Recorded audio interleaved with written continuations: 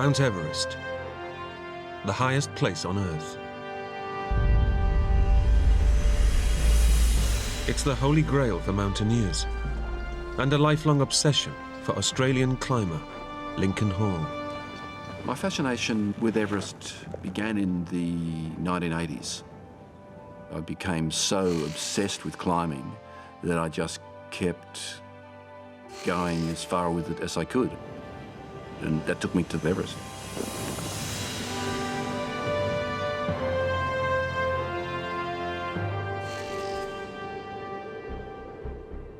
In the early hours of the morning, he's going to make a summit attempt. But it won't be his first. 22 years ago, Lincoln got to within 1,500 feet of the summit before conditions became too dangerous and he was forced to abort his climb. When I got down to the base camp, I was overwhelmed by disappointment. It was almost like a poison. I just couldn't let that happen again. But now, aged 50, and with a wife and family, Lincoln knows that this is his last chance. Having a family made a huge difference to Lincoln. Even though this had been his dream for a couple of decades, not coming back wasn't an option. I just turned 50 and I was nowhere near my strength that I'd had back in my heyday. And I knew that the only way I was going to get through this was through the strength of my mind. Okay, George, let's go, mate. It's close to midnight, and Lincoln prepares to leave the pre-summit camp with his Sherpa guides. In front of them lie 1,800 vertical feet and an arduous 9-hour high-altitude climb.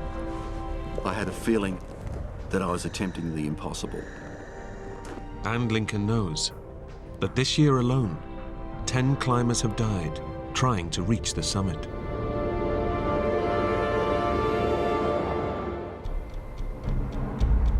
At a lower camp, Lincoln's close friend and expedition colleague, Mike Dillon, is monitoring his climb. Lincoln and I had been friends for many years. She was one of the best climbers in Australia and a great friend. Lincoln's left camp, Mike. Over. We were expecting to hear, hopefully, good news.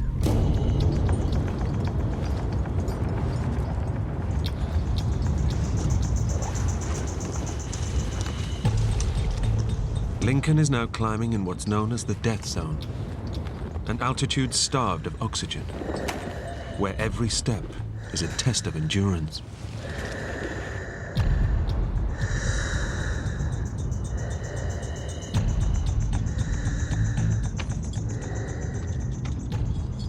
Then the ambition starts to come in and the excitement starts to come in and the energy comes in, because this was my big chance.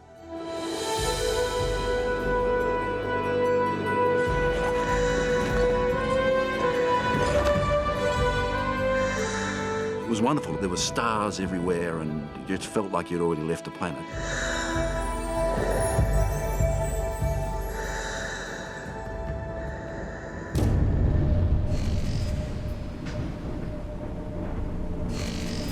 As dawn breaks, he reaches what's known to climbers as the second step, the biggest obstacle between Lincoln and his dream. It was just all that joy of the technical part of climbing combined with the world's greatest mountain.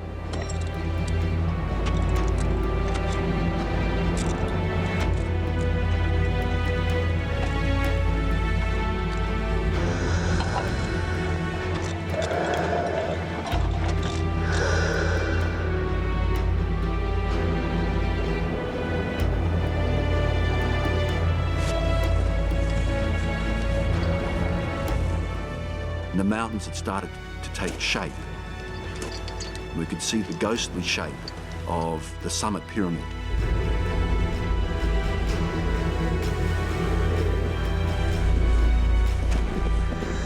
With the summit of Mount Everest within my grasp, the amount of effort I was going to have to put in didn't really matter, because I knew I did have that energy within me to get to the summit.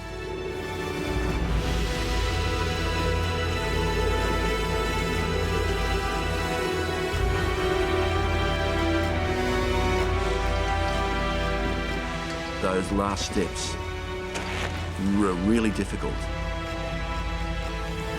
But I knew I would get there.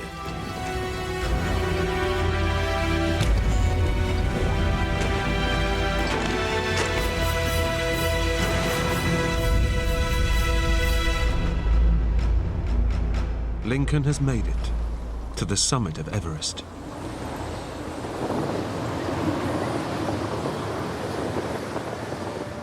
He's on top of the world.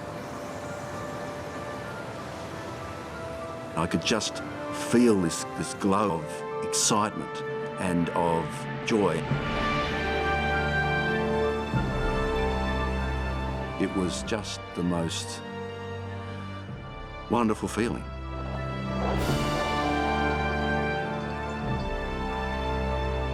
"25 years since I'd started thinking about Everest, and finally I was here. And just the immensity of the view, the distance that you could see, the curvature of the earth.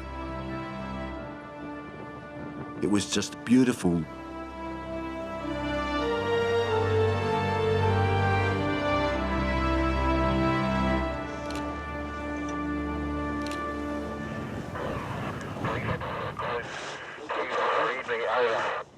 I was just walking past the communication tent when I heard his voice. Lincoln, it's Mike, over. I can't believe we're here. It was fantastic because Lincoln deserved it more than anybody. Finally. He was perfectly calm. It sounded as though he was ringing from the office. Thanks, guys.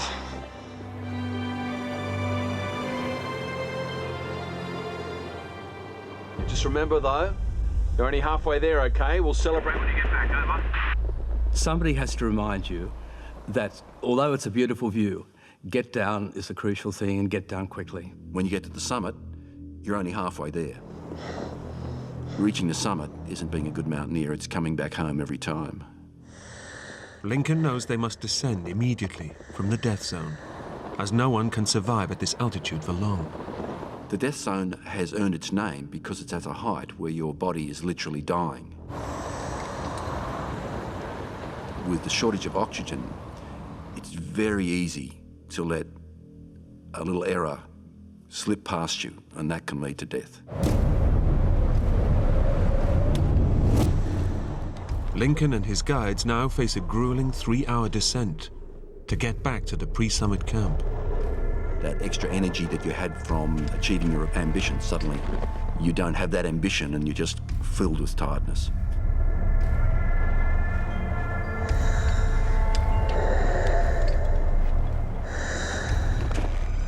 Suddenly, I just felt exhausted.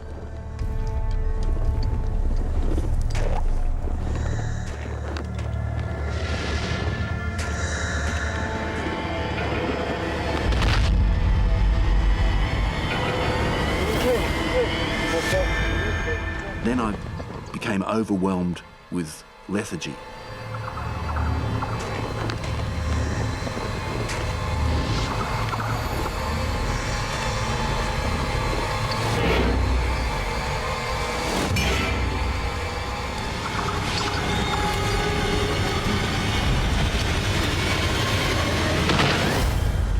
I passed out in the snow.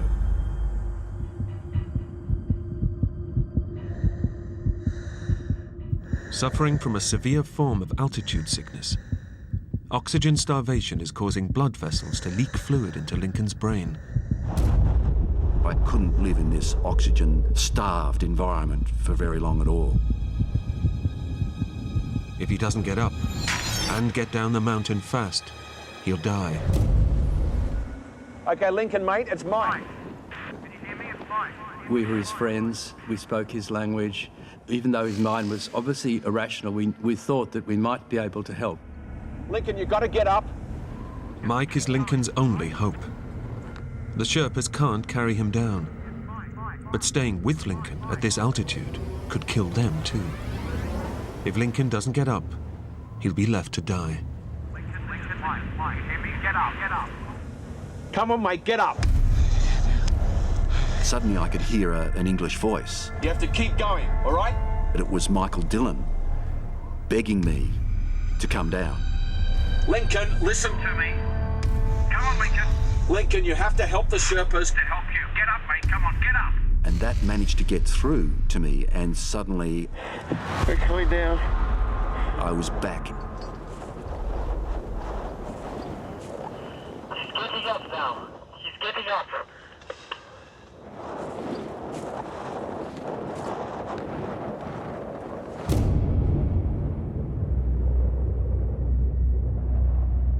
But now Lincoln must rappel down the treacherous second step. And this time, he's on his own. And I needed to descend that using a rope, and there was a ladder. I started going down the rope. Lincoln!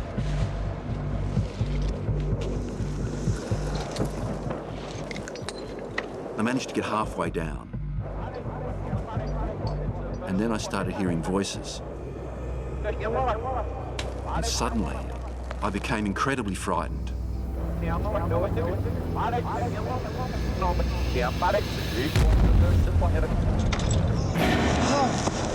I just panicked.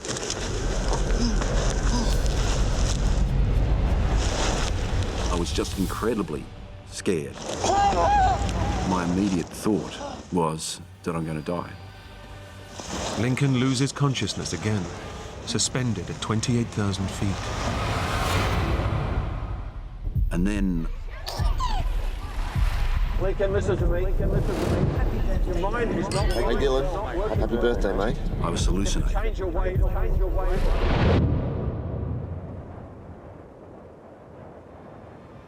There was sort of a silence.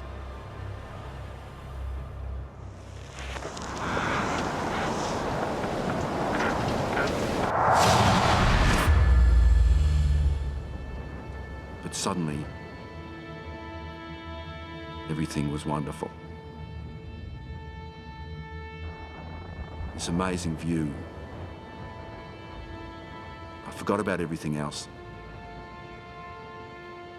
I just started to feel this joy at this wonderful mountain scene with the warm colours of the late afternoon on the snow.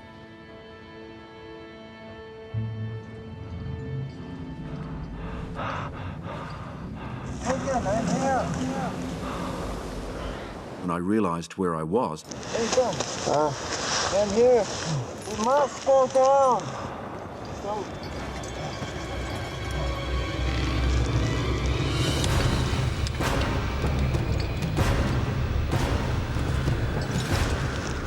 pulsing with adrenaline, I rappelled down.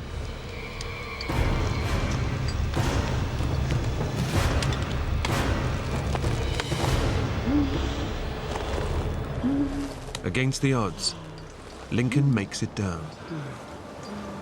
And I just felt incredibly relieved.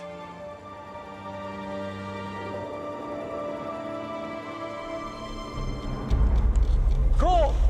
The Sherpas took advantage of the fact that suddenly I was re-energized, and they kept at me. Move! Move! They just kept telling me to keep moving, keep moving, keep moving. But vital time has been lost. And at this altitude, every second counts. We knew that they'd run out of oxygen by now. We knew that meant all the effort of trying to get Lincoln to come down was exhausting everyone. It was probably the key factor that was going to kill Lincoln.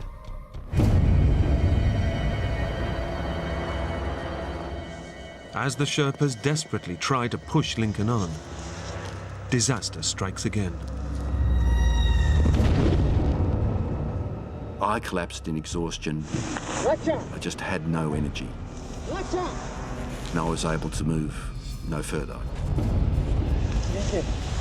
I was actually felt quite pleased to lie there. Lincoln, keep breathing. Breathe. Dorsal to base camp. Lincoln is down again. He was breathing very slowly and he was in a very bad way. He's lost all heart and hope, they put it like that. I remember thinking, he's a goner. Lincoln. Lincoln. The Sherpas put their finger into Lincoln's eye and he didn't respond at all, so he was in a comatose state. We knew that Lincoln wouldn't live because if you've got cerebral edema, you've been without oxygen and you're that high on Everest, no one has survived. But to be realistic, we have like zero chance of getting him down. If the Sherpas stay up there, they could all die. The Sherpas had put in superhuman efforts, but we had to realise that there was some point where someone would have to make the decision that to save their lives, we would have to tell them to leave Lincoln and head down themselves.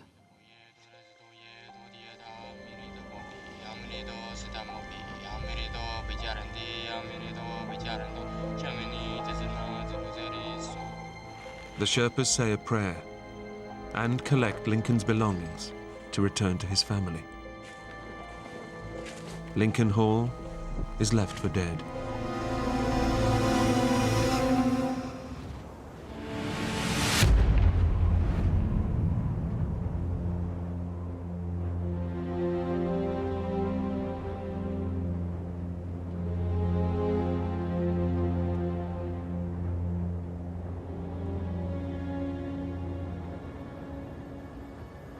Back at base camp, Mike Dillon has just received the news. His close friend is dead. We were in shock. We didn't quite know what to do next. But we did know we had to tell Lincoln's wife, Barbara.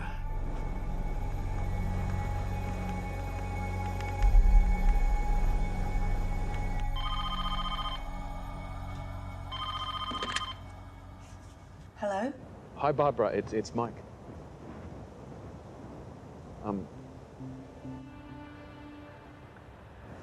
Look, I've got some bad news. Lincoln passed away about 20 minutes ago. I just felt an incredible hollowness, as though really part of me had died as well. I'm so sorry. I just felt just numb.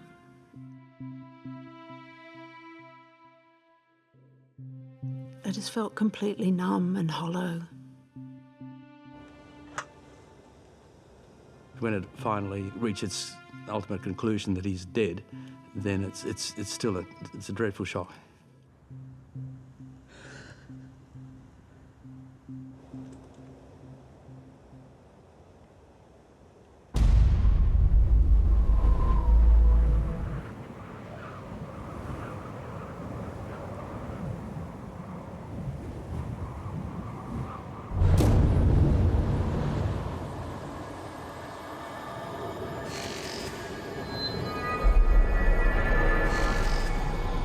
It's been 12 hours since Lincoln Hall's lifeless body was left to die.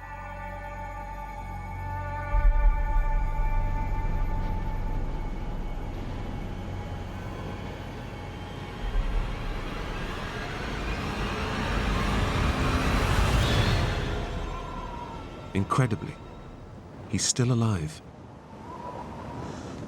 But alone, near the summit of Mount Everest, he's barely clinging on to life.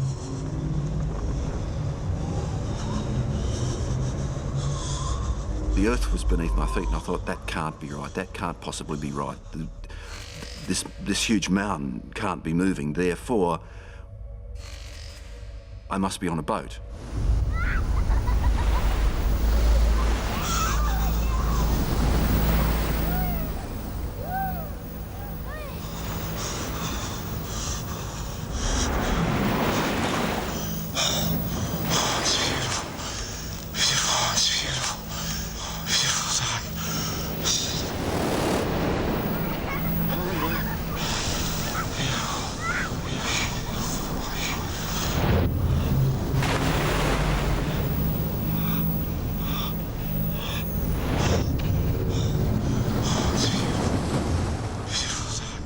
I was so contained in that bizarre world of hallucinations and loneliness and cold and death.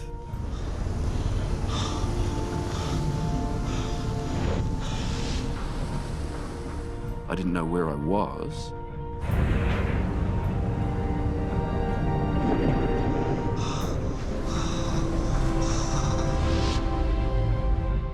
I knew someone was there.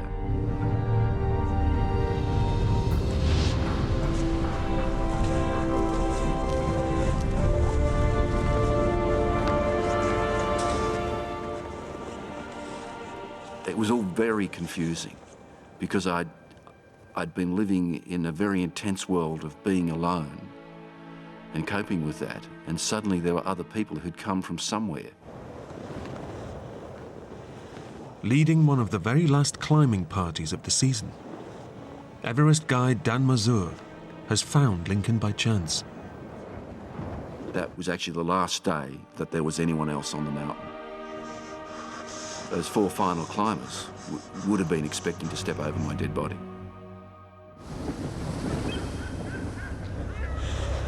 You tell me, man. He had this really kind of wide-eyed, very gaunt look in his face. He was not in good shape, you know, and 28,000 feet, you know, the human body is very fragile. Severely hypothermic and delirious from the swelling in his brain. It may already be too late to save Lincoln. He kept looking at us and saying, "Oh, this is a brilliant boat ride we're on. What a brilliant weather for a cruise." Just lie down. Lie down. Dan recognizes the deadly symptoms of cerebral edema. He gives Lincoln oxygen to help alleviate the pressure from his brain, and chocolate to raise his blood sugar levels.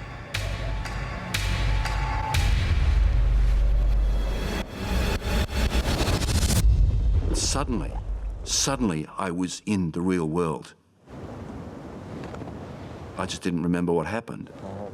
Lincoln is pulled back from the brink of death. Dan Mazur, on 7 Summit. Team, over. This is 7 Summit, Dan, go ahead, over. We suddenly heard a guide's voice come on the radio. You have somebody called Lincoln Hall with your team. Lincoln died? He died last night. Over. He's alive. You're kidding me. It was pretty amazing. We were still in a state of shock. We hadn't really taken in Lincoln's death, really, to be honest. And now we had this extra news to take in that Lincoln wasn't dead. A team of Sherpas is quickly mobilized to rescue Lincoln. But they are 4 hours away. And Lincoln has already slipped back into a delirious state. You can slip away into unconsciousness and coma and death extremely rapidly up there. I was hallucinating madly. He turns on those trying to save him. He fought us. He took off his oxygen mask, he ripped it off. I was trying to go back up the mountain. In fact, I was on the edge of death.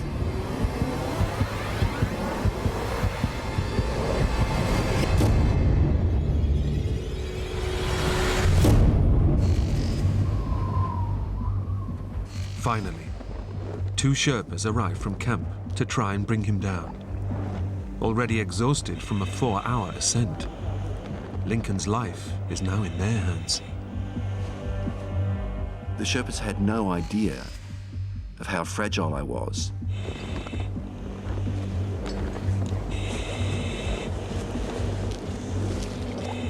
I could only get half a dozen steps.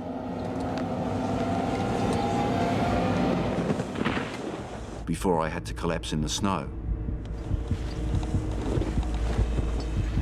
The Sherpas must now get Lincoln down 7,000 feet.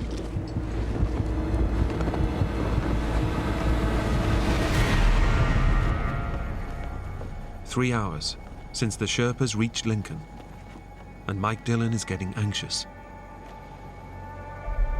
Lincoln was, in a bad way, he was alive, but we didn't quite know whether he was going to ultimately survive. We thought he had a 50% chance of making it.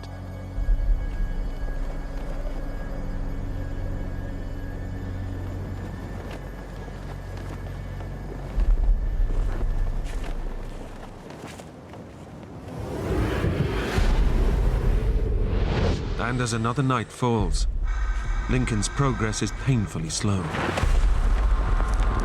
The Sherpas know that their lives are now on the line. I was saying we have to go more slowly. Move! Go! And they were saying, no, you have to go fast. They push Lincoln hard.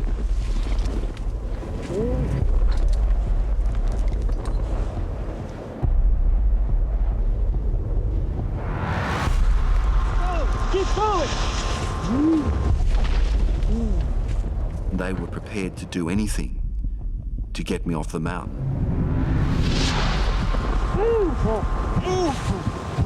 I said go! I could tell from the tone of their voices that they were tired and exhausted and they didn't want to be there. Go! Move!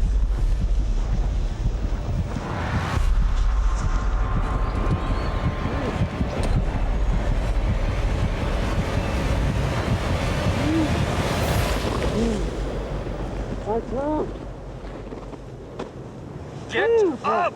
One of them went to hit me with his ice axe.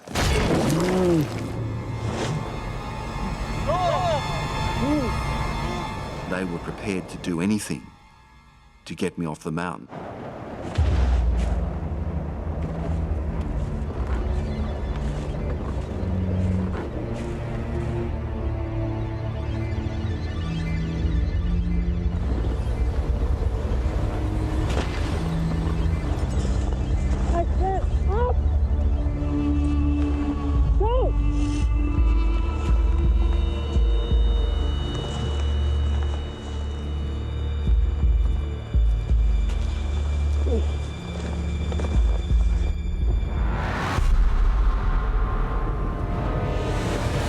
Go! Keep going!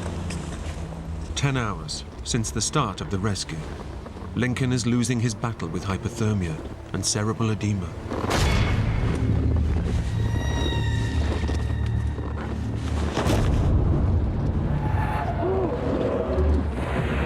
Lincoln finally gives up. I was able to go no further.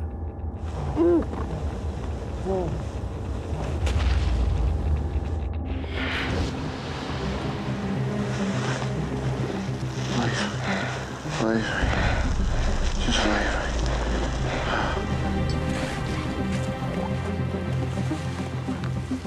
Barely conscious, the Sherpas push Lincoln on.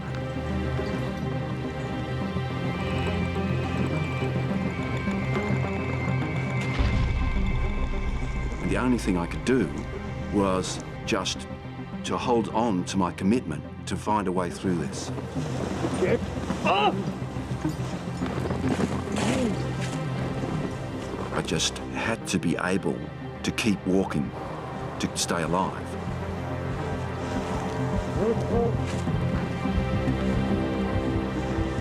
But I was going to do it.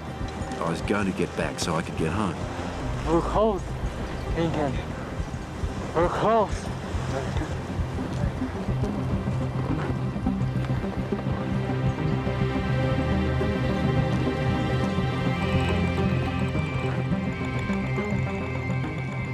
I came around a slight crest in the slope.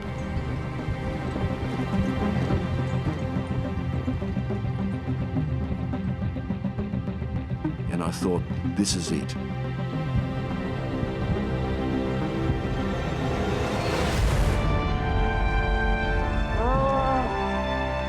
I'm going to survive. Watch out!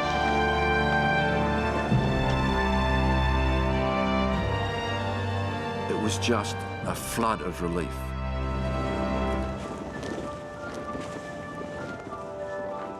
but I didn't have any energy left for jubilation.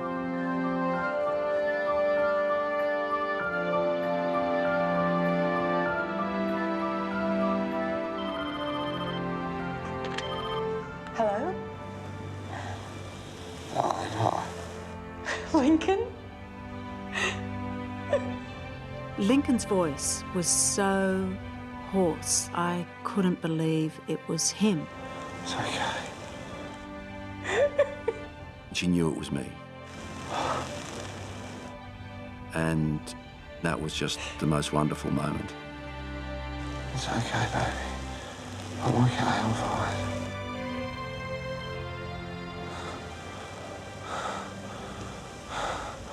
I love you too. I came so close to destroying the family that I loved so much that I vowed that I would never let anything like this ever happen again. At great personal risk, the Sherpas saved Lincoln's life. I really wanted them to know that they'd saved my life and that I would be forever grateful.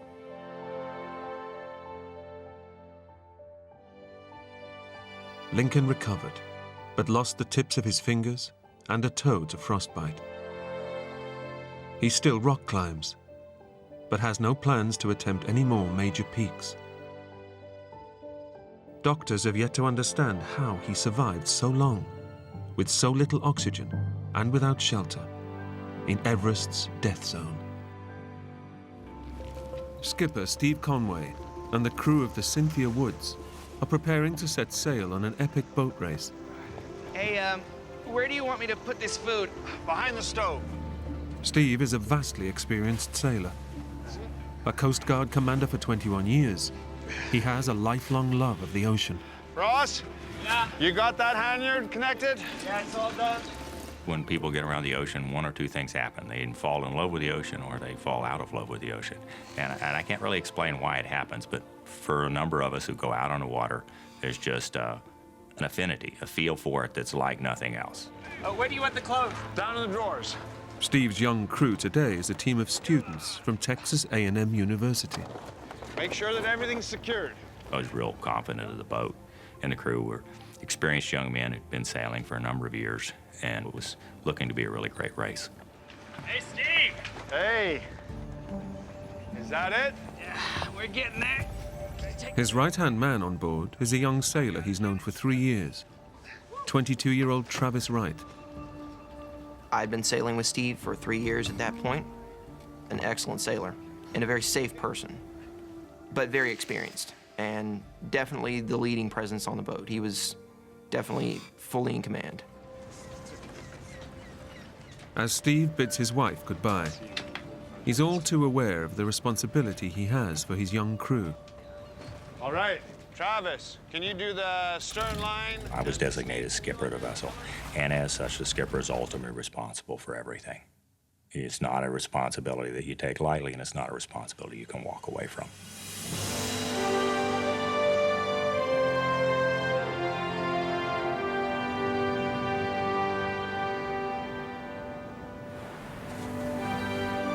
For over 3 months, the crew have trained together in preparation for the 630-mile race from Galveston, Texas to Veracruz, Mexico. Almost there. A little bit more. The feel of the wind and the sound of the wind through the rigging and the feel of the boat in the waves is just almost addictive. They sail 6 miles out of the harbor, and boat safety officer Roger Stone counts them down to the start of the race. What time is it now, Roger? Okay, 20 seconds. 20 seconds. 20 seconds, gentlemen. 20 seconds. Roger was a very experienced sailor, very experienced racer, a really great coach. Just a great way of explaining to the young men and women what to do and how to do it. We're coming up to the line. Getting ready. 10 seconds. 10 seconds, guys. 4, 3, 2. Yeah, we go. Here we go. All right.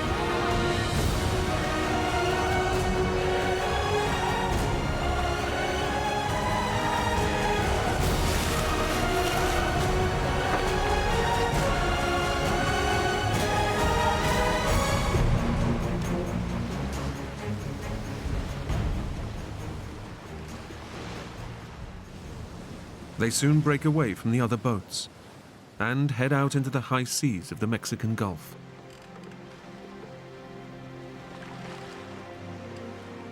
Let's keep it pointed 180 degrees due south. Steve Guy is the least experienced sailor on board and is relishing the chance to take part in a big ocean race. Travis was sitting next to me, showing me kind of how to do things, and Doing good. I felt pretty good. You know, I'm in control of this boat, and it's just kind of a power rush because you're like, here I am on the open ocean, doing what I love to do. Enjoying yourself, Steve? Oh, yeah. Everyone was ready to go, but you could also tell we were also in that competitive mood of we're wanting to do this right. Here's a way to see how fast we're going. See? Adjust the sail and see how we go faster. Okay. As the race gets underway, the crew are in high spirits and excited by the challenge ahead. Doing good. Yeah.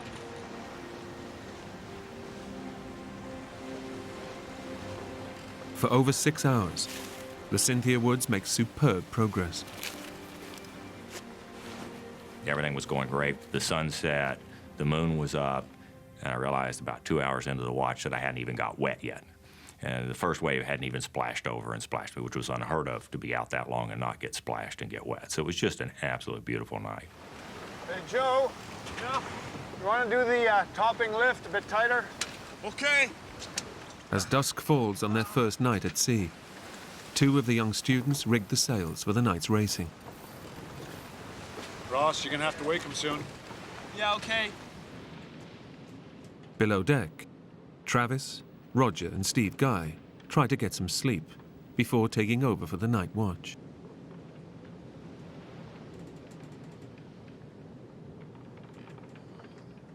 It wasn't my time to go on deck yet. I just decided, okay, I'll get up, I'll get something to eat, I'll go, shoot the breeze with the guys on deck and see what's up and start getting settled in. That's when it all started going downhill.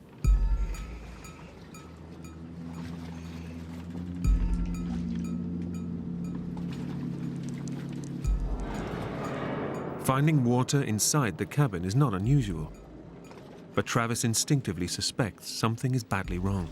I opened up the floorboard, and it just came pouring in. Roger! Roger! We got water! We're taking on water! Hey, Steve! Steve! What's going on? We're taking on water! Start the engine!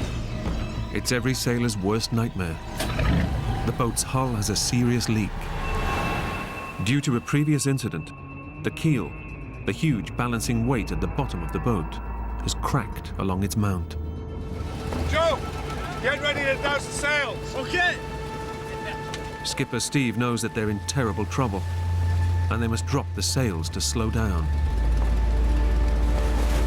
But before the guys can get the sails down, The keel of the vessel parted completely, came off, and the boat went instantly into the water.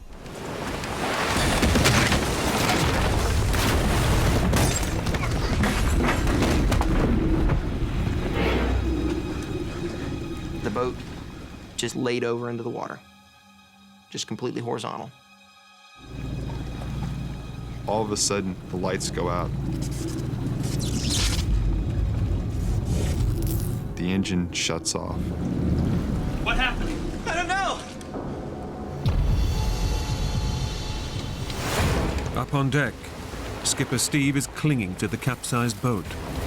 I was hanging underneath the boat because it wasn't still up out of the water at that point, thinking it was time to go. The boat's going down! Everybody off! Unclip yourselves!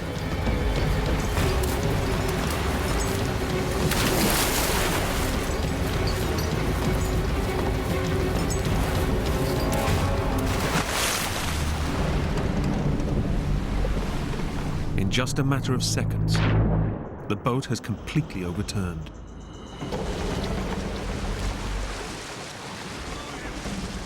Steve and the two students on deck escape the sinking boat. Come on, guys. Hey, did you see anybody? No. But Roger, Travis, and Steve Guy are trapped inside. And seawater is flooding in. I'm not dying in here! Yeah, I screamed it, I'm not dying in here. This is not where I'm gonna die. Unless they can find a way out of the cabin, they are just seconds from being dragged to the bottom of the ocean.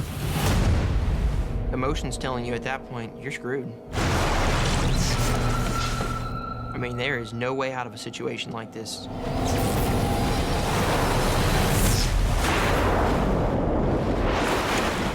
The water level is rising rapidly. Unless they can get out, they're just seconds from being dragged down with the sinking boat. How do we get out of here? Through the hatch! Their only escape route is a tiny hatch, but a powerful wall of seawater is pouring through it. Are you kidding? Come on, it's the only way!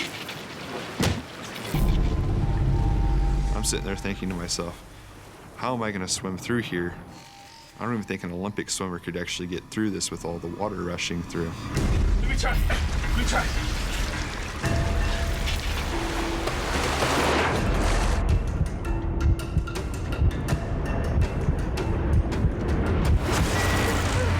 I can't do it!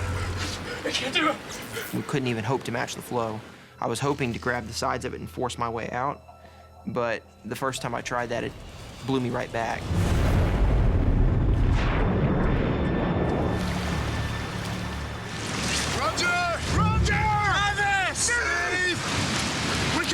Steve Conway can do nothing but wait for the three men to emerge. I didn't really know what was going on down below, but my biggest concern was that Roger, Steve Guy, and Travis weren't able to get out of the vessel and drown.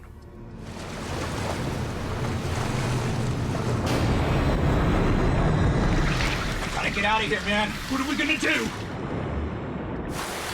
I was terrified beyond belief. I don't even want to see what my face looked like at that point. Take a deep breath. Go for it. I'll push you through. It's your only chance.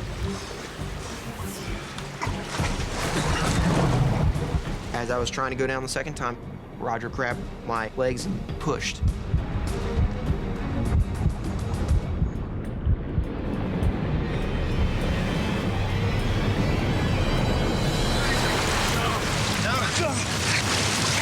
Travis! Over here! Hey, Travis! Travis! What about Travis? Hey! Okay, I got you! I got you! All right. Okay. Did you see Steve? Yeah, he's behind me! You're next. Go for it. What about you? I'll follow. Come on. Do it now.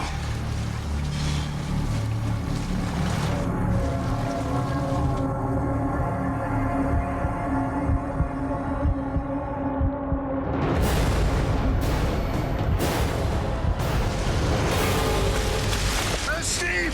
Steve! Steve! Come here! Come on! Do it! I got you! Okay. Hold on! Hold on! Hey! We got you! 5 of the 6 crew are now out of the boat, but there is still one man missing. They wait.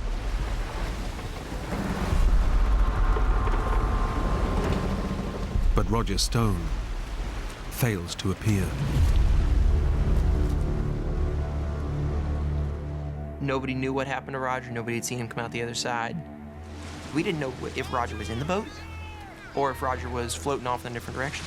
Should we go back and get him? What do you think, Steve? No. I would have never let anybody go back in.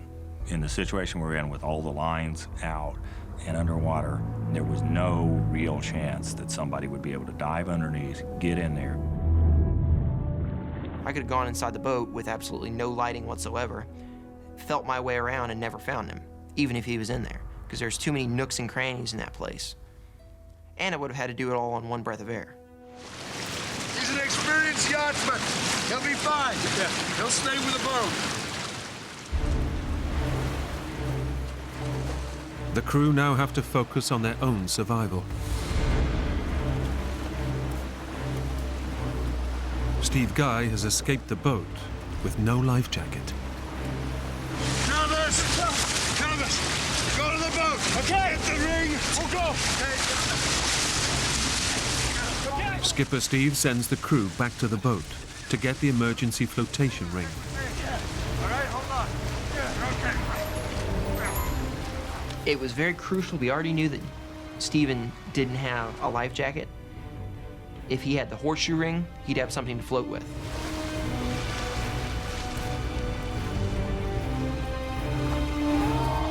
The guys have only moments to grab it before the boat sinks, but it's tangled in a web of matted ropes. Releasing the ring is an impossible task with their life jackets on. Try it without your jacket! No! No! Don't take off your jackets! Do whatever you can, but keep your jackets on! Okay. Wait. Skipper Steve and the young student are being dragged away in the current. He knows he must take immediate action. At this point, there's a couple of major things you try to do. The first thing you try to do is stay with the boat. The second thing you try to do is stay together. So in this case, Steve and I couldn't swim back to the boat. So I decided that it would be better for us to stay together. Also, I wasn't sure that my flotation was enough for both Steve and I. Guys! Wait! Come here! Skipper Steve orders the guys to abandon the flotation ring.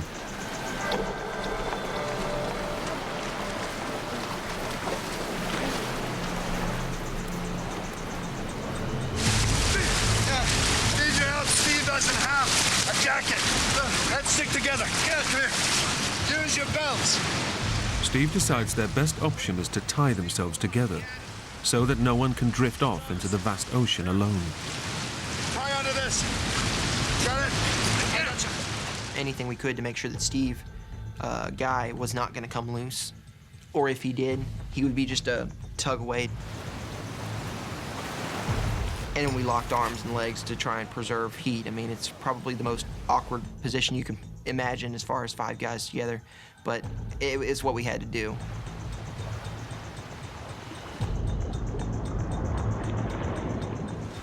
As their boat sinks in front of them, all they can do is pray for rescue.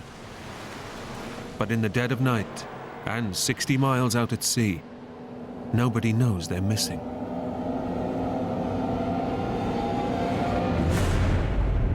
Our chances of getting out of this mess are less than 10% easy.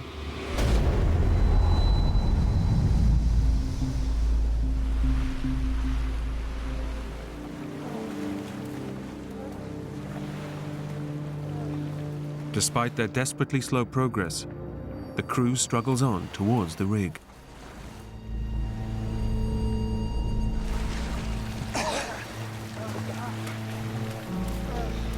But exhaustion is not their only enemy. Stay calm. Swim this way. You don't want to be on the wrong side of that. Come on. We saw a Portuguese man-o-war, which is a jellyfish. Behind them will run anywhere from 20, 30, 50, 60 feet of tentacles stretched out with stingers on them. The long, deadly tentacles are filled with venom. As long as you stay away from them, you're fine. But you get stung by one of them and you're dead. We saw him drifting toward us.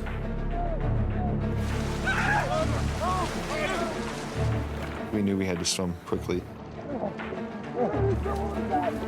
Swim harder. Come on. Faster.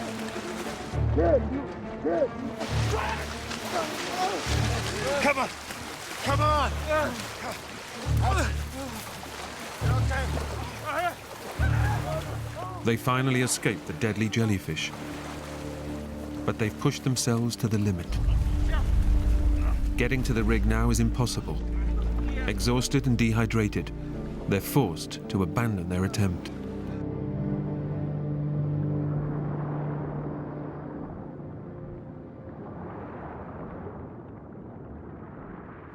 They've now been in the water for over 14 hours. and the ordeal is starting to take a terrible physical toll. By about 2 o'clock, it had been roughly 24 hours since I had last had any kind of food or drink, and I figured everybody else was in the same position. Fairly dehydrated from being out there in the water and sweating it all out all day.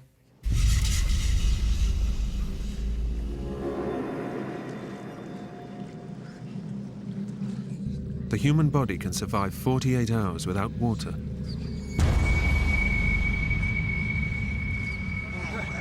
But with the sun beating down and their skin exposed to salt water, the crew are succumbing rapidly to extreme dehydration. One of the big hazards of being in saltwater is dehydration, which sounds totally backwards. You know, you're floating in the water and you're becoming dehydrated. Our fingers were just puckered up and just totally, you know, dried up.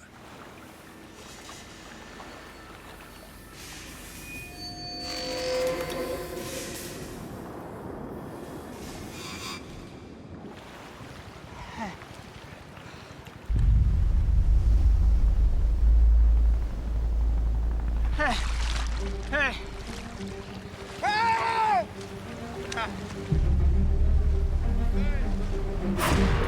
Finally, by mid-afternoon, the authorities have detected a signal from the sunken boat's transponder, and a full rescue attempt is underway. The helicopter arrived late that afternoon, and we actually saw it hovering out off in the distance. After withstanding 14 hours out in the ocean, it seems that their ordeal is about to end. Go over here!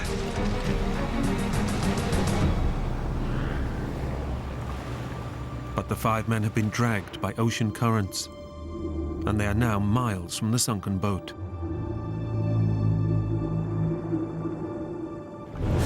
They can do nothing but watch helplessly as the search plays out in the distance.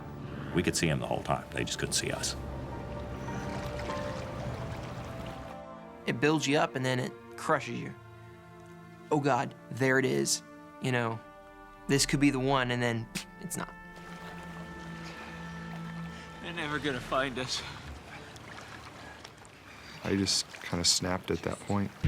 Shut up, Travis. Just shut up, okay? They're gonna find us. We're gonna get out of here. And it just sent me over the edge. It's like, how can you even think like that right now? You've got 4 other people here that all they need to hear are positive thoughts, not your negative thoughts, you know? He's right. It's pointless. The men now believe their hope of rescue is gone, and with the second night fast approaching, they fear death will take them one by one. It was so late at that point that we all kind of were probably thinking the same thing. It's, you know, they haven't seen us yet. We're not doing well at all. Somebody's gonna be going pretty soon.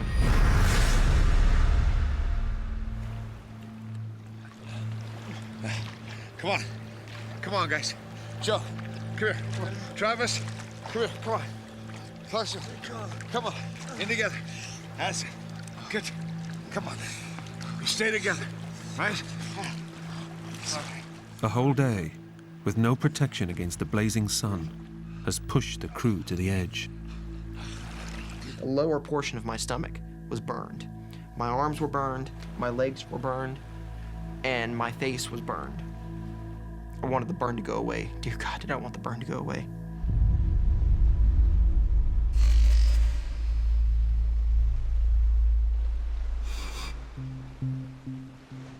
As the sun drops, the temperature plummets, and the fight to stay cool turns into a battle to keep warm. It was getting to the point where we were all very tired. I think I probably blacked out for a few seconds every now and then.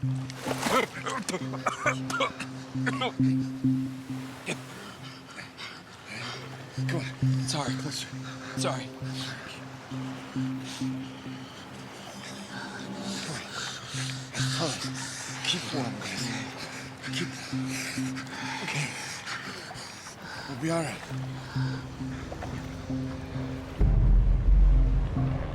With light fading, the rescue helicopters begin to disappear over the horizon. And Skipper Steve drops a bombshell.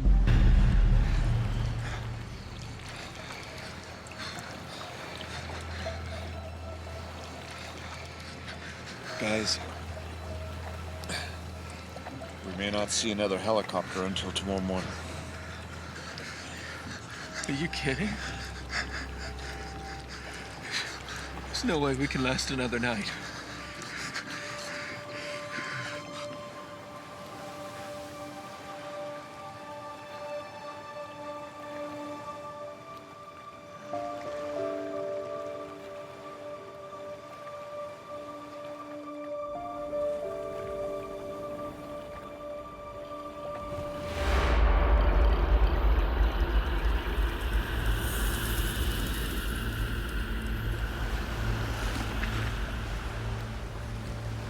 I was deathly afraid of the impact of the young men I was with dying on their families. To be in any way responsible for somebody, a parent, losing a child, I couldn't imagine. Let me tell you about a case study that I read.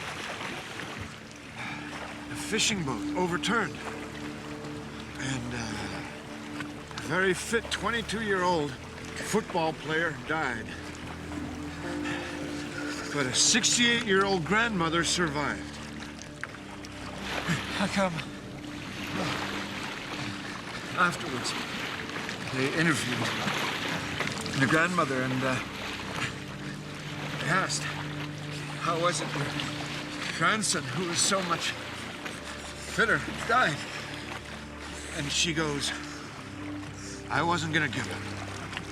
I wasn't going to die. You've got to have a fierce will to live. You've just got to never give up.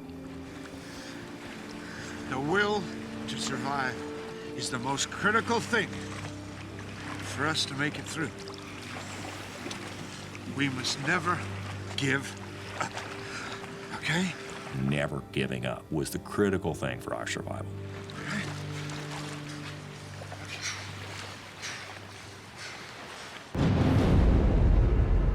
But the will to live isn't enough to protect the crew from the effects of severe hypothermia. Your core temperature starts to fall. Once it gets below 95 degrees, down to around 90 degrees, you die. You just go to sleep. It's not especially traumatic. You just fall asleep and don't wake up. Joe started going in and out of it because he kind of, I guess he fell asleep. And he started reaching over and started grabbing Ross's face. Joe. Hey, Joe, what are you doing? Sorry.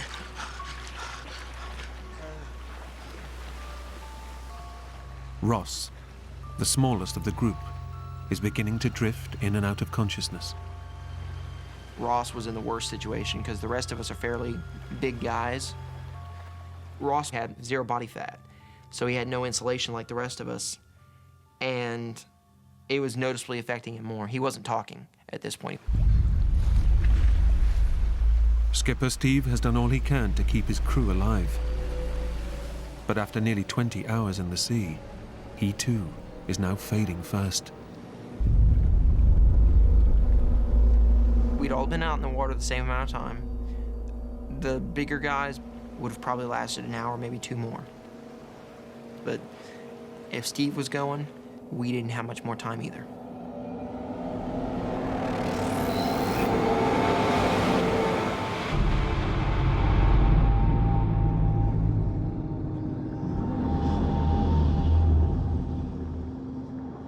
The 5 sailors have now been in the ocean for over 24 hours. They've done everything they can to withstand their ordeal.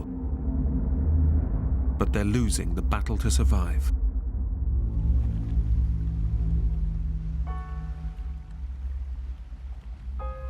You know, in the dark, it's kind of depressing. Just this vast expanse of ocean. I felt really small, you know. Here you are, you feel like a grain of sand in the world. They've suffered acute exposure to the sun, extreme dehydration and hypothermia, and are now just hours from death.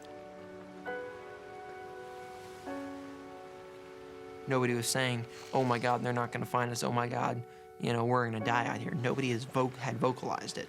But we all kind of were probably thinking the same thing. Steve Conway has done all he can to keep his young crew alive. But now he knows that with no sign of rescue, his quest to survive has failed. I was scared of what the impact would be on my wife. We'd been married at that point 30 years, and we're best friends and still very, very close. We've seen other people lose spouses, and it's hard. In no heroic way at all, but just matter-of-factly, as I was floating in the water, I realized I wasn't afraid of dying. Drifting in and out of consciousness, the 5 men can now do nothing more but await death's final call.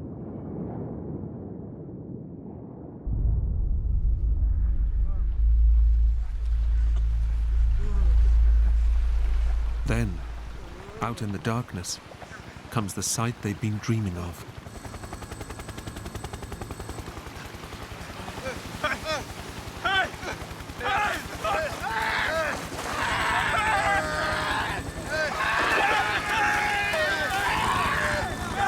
Then all of a sudden, every light on that helicopter came on.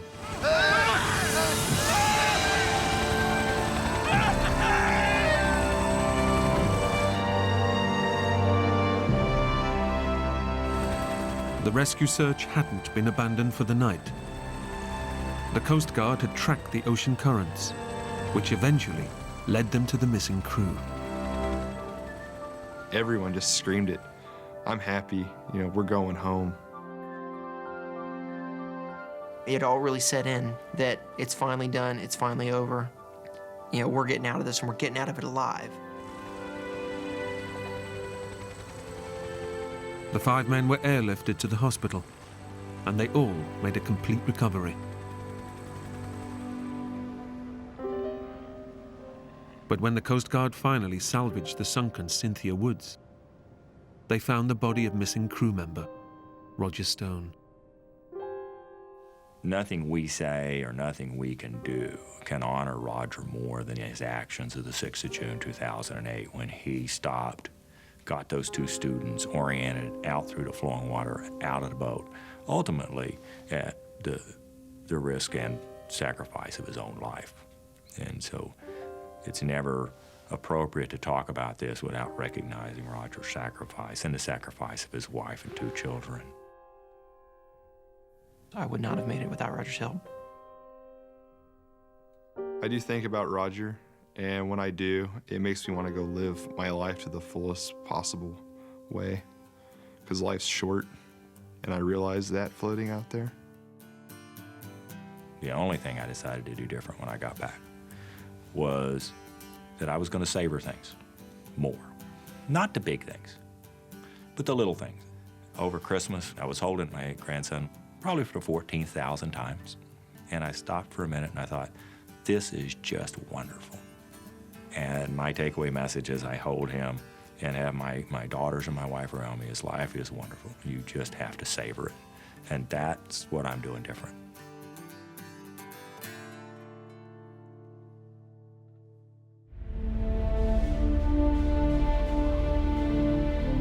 The Knik River Valley in southern Alaska, an area of untamed natural beauty, overlooked by the majestic Chugach mountain range. Its most famous feature is the spectacular 45-kilometer-long Knik Glacier. All set, Stuart. Take the other strut, Gary. In nearby Palmer, 2 friends are getting ready for a sightseeing flight to the glacier. Okay, clear on this side. Taking the pilot's seat is Dave Akers, a veteran flyer with thousands of hours under his belt. I've been flying aircraft since 1974. It's rewarding, it's challenging. Really love to fly. Oh man, this is what I'm really gonna miss. Texan Gary Knoll came north 2 years ago to work in Alaska's oil industry and quickly became firm friends with fellow outdoorsman Dave. Really appreciate this, Dave. We went out and did a lot of sightseeing together. We both had a mutual admiration for the outdoors. I would just jump at every opportunity I had to go fly with him. I really haven't known Gary all that long, but, you know, sometimes you just click. Dave's been teaching Gary the basics of flying, but this is their last lesson for a while. Gary and his family are returning home to Texas. Okay, Gary, ready to go? Let's do it.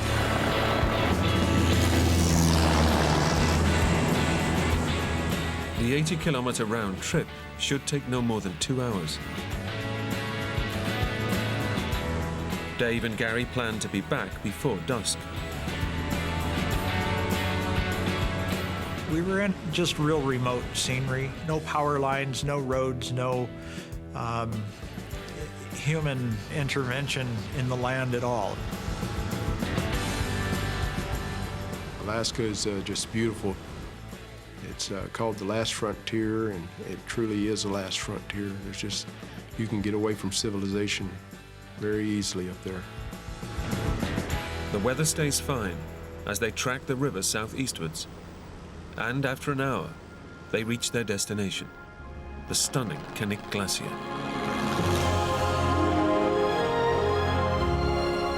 It's probably some of the most magnificent scenery that I can relate to. And I've seen a lot of country in my life.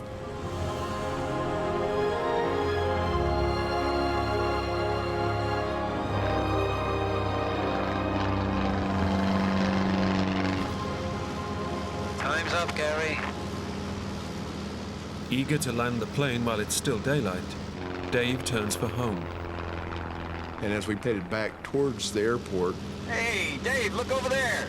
I remember glancing over to my right shoulder and seeing this mouth of this valley just opening up to our right there. Let's go check it out. Dave has never noticed this valley before. Hey, come on, there might not be no next time. Okay. Intrigued, he descends to take a closer look. But what Dave doesn't know is that this is a notorious spot where over a dozen planes have crashed before. I had a lot of trust in the airplane and a lot of trust in my ability. Just wanted to kind of get a feel for the environment. 15 minutes later, Dave starts his climb out. The valley was back behind us. I remember Dave just giving it full throttle. We don't seem to be going up. I did a quick instrument scan and noticed that I was going down at 200 feet a minute. I thought, something's not right. I immediately knew we were in a downdraft.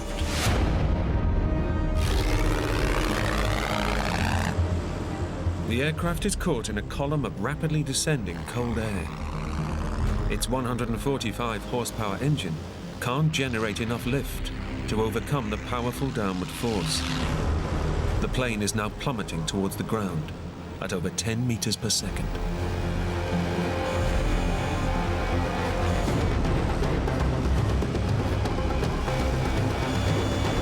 I needed to keep my wings level and get my airspeed as low as possible because we were going to impact. I had no choice but to accept that.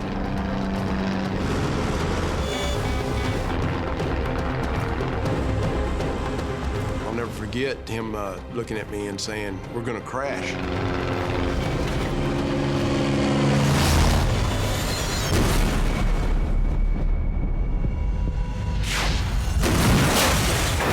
impact was tremendous. Just loud, and I thought, oh no, what have I done? Just feel the plane skidding and sliding.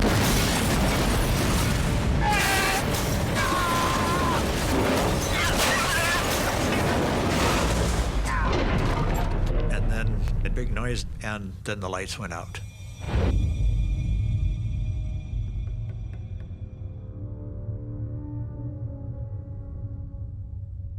After skidding for 30 meters, the plane has come to rest. Over 1,200 meters up a remote mountainside.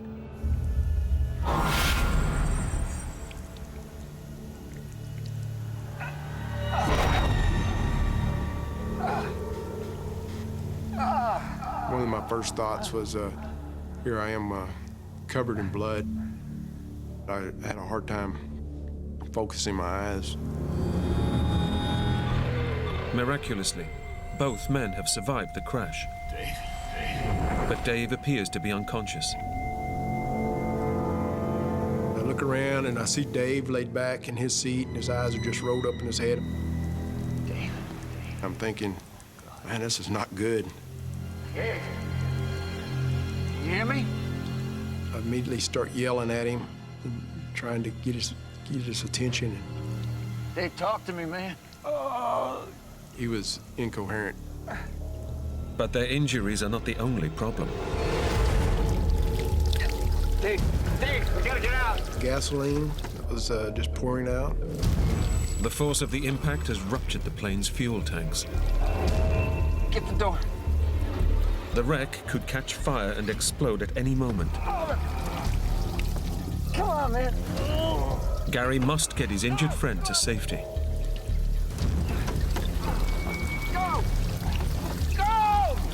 I'm pulling and tugging on him and trying to get him out of the plane. He's not responding. I didn't have time to think, oh, are we gonna die or whatever. Come on, man. I just knew we gotta get away from the plane.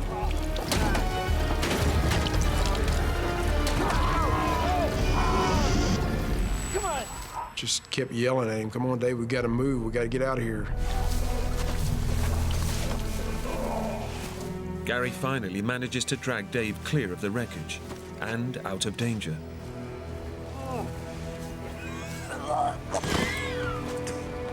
And the next thing I knew, I'm staring at the tundra. I recall thinking that we're two very lucky people to be alive.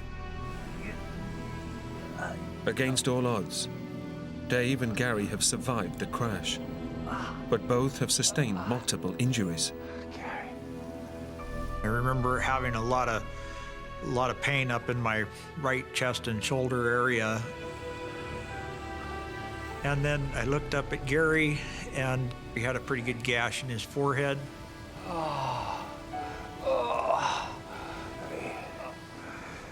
He's gonna look good. I'm okay. Gary doesn't know it, but he has a serious skull fracture. Dave has broken 2 ribs and fractured his collarbone. We needed to get some help quick, but nobody knew where we were at. I immediately started to feel guilty for what I had done. Their unplanned detour means they're well off the usual flight path, and they've left their mobile phones back at the airfield. Their last hope is the plane's high-frequency radio. But to reach it means braving the fuel-soaked fuselage. The gasoline was still just pouring out of the plane, and we just determined we had to take a chance. Gary grabs vital emergency gear, while Dave checks the radio. A single spark could ignite the fuel, turning the wreck into a lethal fireball. I reached over to the master switch.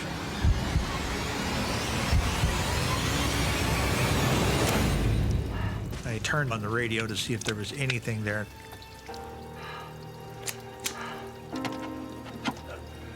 There wasn't any power. It was just dead.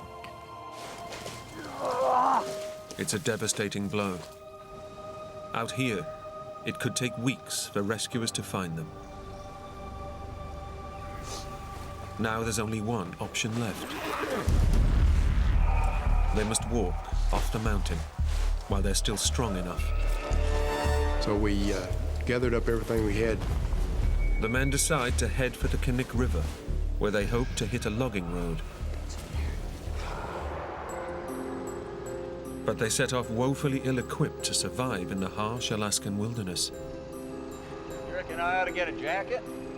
Ah, don't worry. We'll be up and back before you know it.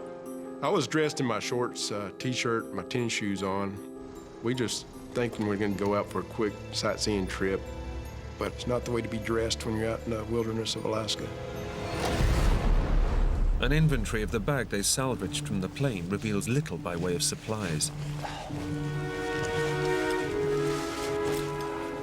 He had a little emergency bag that had some peanut butter, some bandages, some tarps, some old towels, a couple of sleeping bags. It was pretty limited, but we were able to utilize some of the things in it. Before we started down the hill, I made a sling for Dave's arm. Sorry about this. We gotta put a sling on this thing. Okay. Easy. Oh. Better? Huh? Yeah. Thanks. Then I tore a towel in half and got the bleeding on my forehead stopped.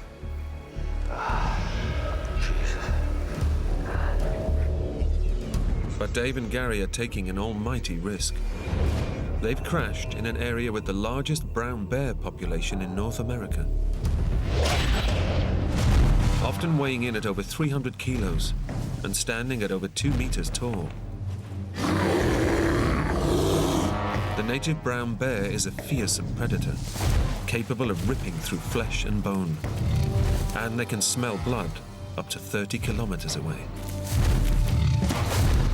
Here I am covered in blood. Dave is injured, and we're in bear country with no firearm.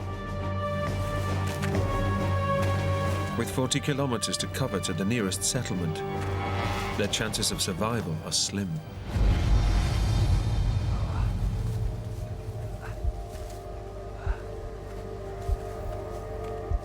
I would estimate we probably traveled 2.5 miles away from the plane.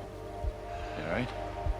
The going was so tough, and Dave was hurting. Dave's smashed rib cage makes every movement searingly painful. The pain was pretty intense, so at that point, I needed to rely on Gary's direction. Here, above 1,000 meters, nighttime temperatures can drop below freezing, and as the sun begins to set, both men start to feel bitterly cold. We're looking for ways to stay warm, so we made some makeshift ponchos. Yeah. Dave was really struggling, and we decided to stop for the night.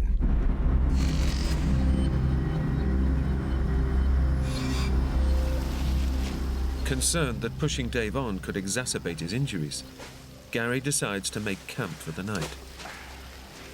We laid one of the big tarps out, and then pulled the second tarp up over us.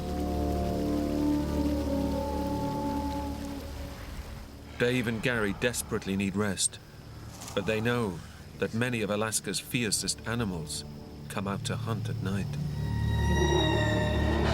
Wanted to really be just on alert, listening for bears.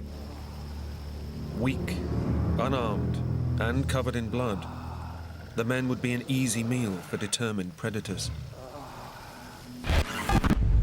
Gary had a bear encounter earlier that year where he actually had to shoot the bear. If he's gonna come get you, he's gonna come get you, and you're defenseless. Fearing for their lives, both men's thoughts turn to their families. We love our wives, and we love our kids, and that's where we wanted to be.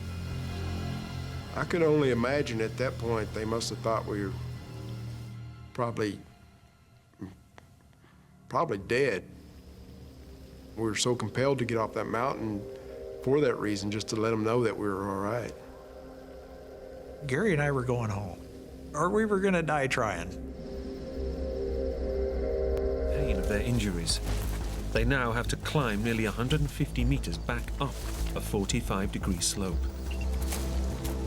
That was a pretty demoralizing point. Right there was just trying to get back all the way up to where we started from.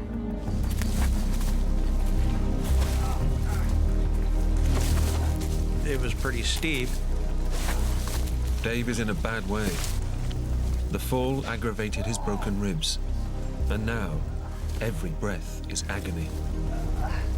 I was just grasping for air.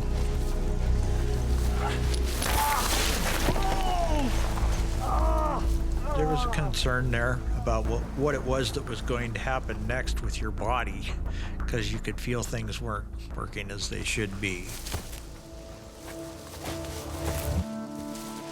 The grueling climb saps what little strength Dave has left. And now Gary's in trouble too. I don't feel good. I'm thinking something weird is going on here. Come on, Gary, we gotta keep going. Man, this is really strange. But I knew we had to keep on going. What you doing? It's this way. It's this way. He's going, why are we going south? I promise you, it's this way. I've normally got a great sense of direction, but I think in the injuries to my forehead were beginning to take a toll. Gary's growing confusion is a worrying symptom of his fractured skull and severe concussion. Up to this point, he's taken the lead. But now, he realizes that it's his turn to rely on Dave. At this point, I decided to follow Dave's lead. I mean, he was seemed to be thinking clearly. Gary needs urgent medical attention. The search efforts continue. But as the friends' unplanned detour took them way off the usual flight path, the search doesn't extend to where they're stranded.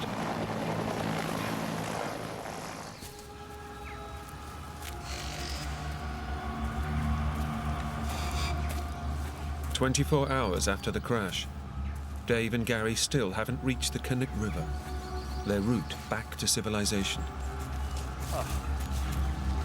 I gotta rest. Then, Gary catches sight of something through the trees. And then I can remember seeing what I thought was a hunter. Thought, man, that's odd. It's not even hunting season. Dave! Look!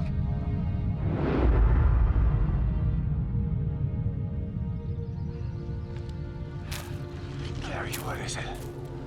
I thought I saw a hunter.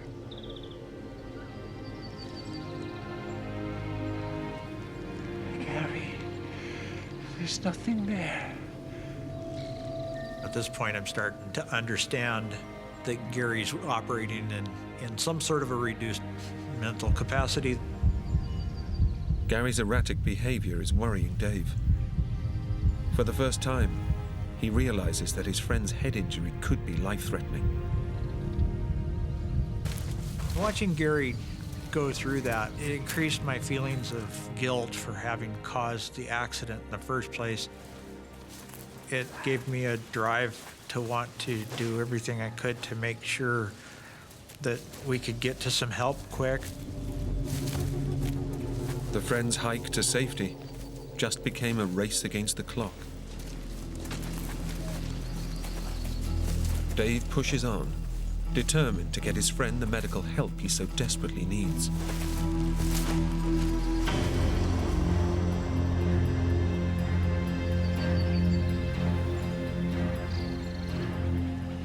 I turned around and there was no Gary.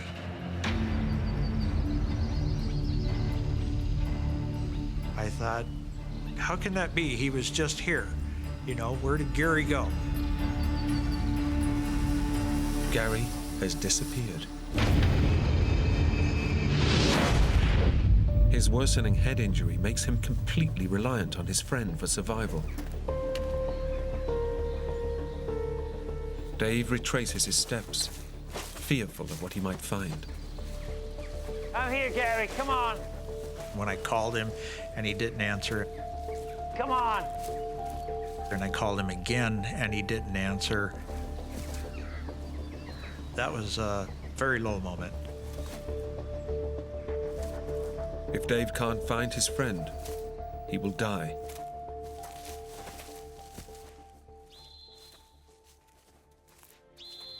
All of a sudden, his whistle went off.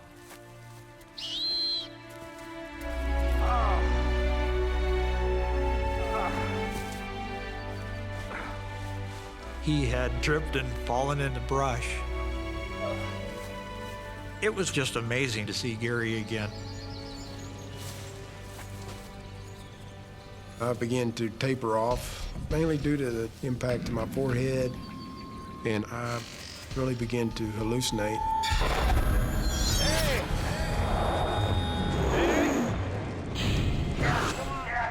I'm here, Gary. Come on. Come on, Gary. Come on. And I remember thinking at this point, man, I'm sure glad Dave was there with me, because I did realize that he was thinking right. The two men are tantalizingly close to the Knik River, their route map to civilization. Come on, keep going. But Gary's condition is getting worse with every step. He could slip into unconsciousness at any time.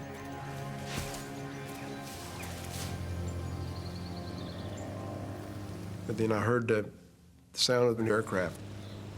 Look. It was headed right up towards us. It's a de Havilland Beaver. It's red. I know the people who even operate the airplane. It's that close, I can see it. Quick, quick, flare. The plane is flying upriver towards the Knik Glacier. Gary and Dave scramble for the emergency flare they retrieved from their aircraft. The timing just perfect. He was coming right at us, and I shot the flare off right in front of the plane. And I'm thinking, it just doesn't get any better than that. The flare started to illuminate.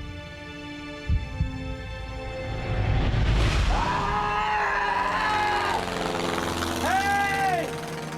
When it got to its crest, the plane banked away 180 degrees away from us. He never so much as saw it. It was disheartening to me to see the plane fly off. There has to be the golden moment for a rescue, and it wasn't our golden moment. It's a crushing blow. Gary's survival chances just took a major hit.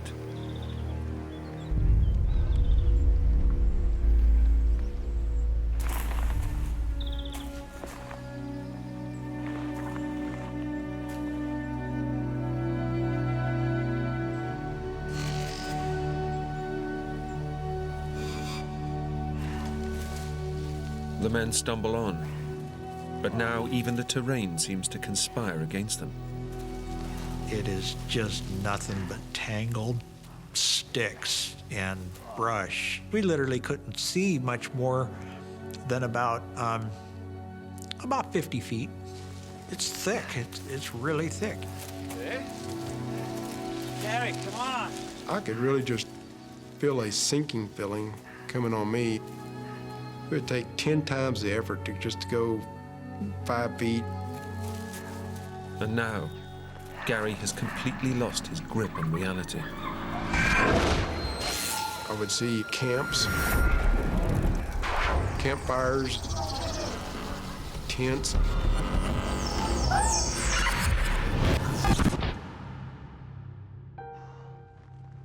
They would just vaporize, they would just vanish. There was nothing there.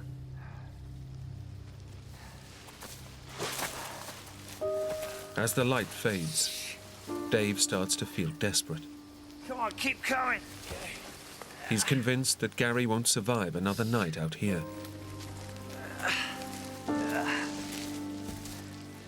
Come on, Gary, get up. Keep coming, keep coming. Watching Gary not move as fast, being quieter, that was a real sinking feeling.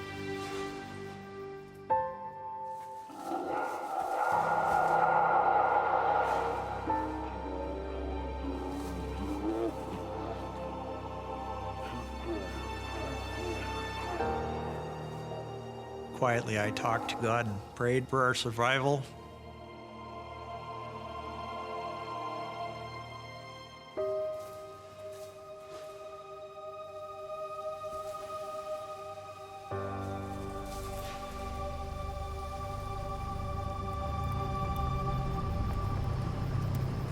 And then I hear car engines. And I think, no, that's not car engines. Then I hear it again. And then I hear a big roar.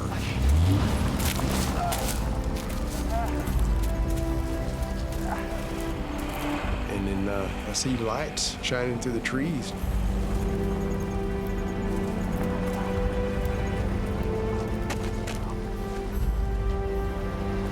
Look. Hey. Hey. By some miracle, Gary and Dave have stumbled onto a logging road and a car full of holidaymakers. They come running up to us there, and it was just the most awesome thing. I was very blessed to be alive. After 33 hours alone in the wilderness, Dave and Gary are finally rescued. We were going home.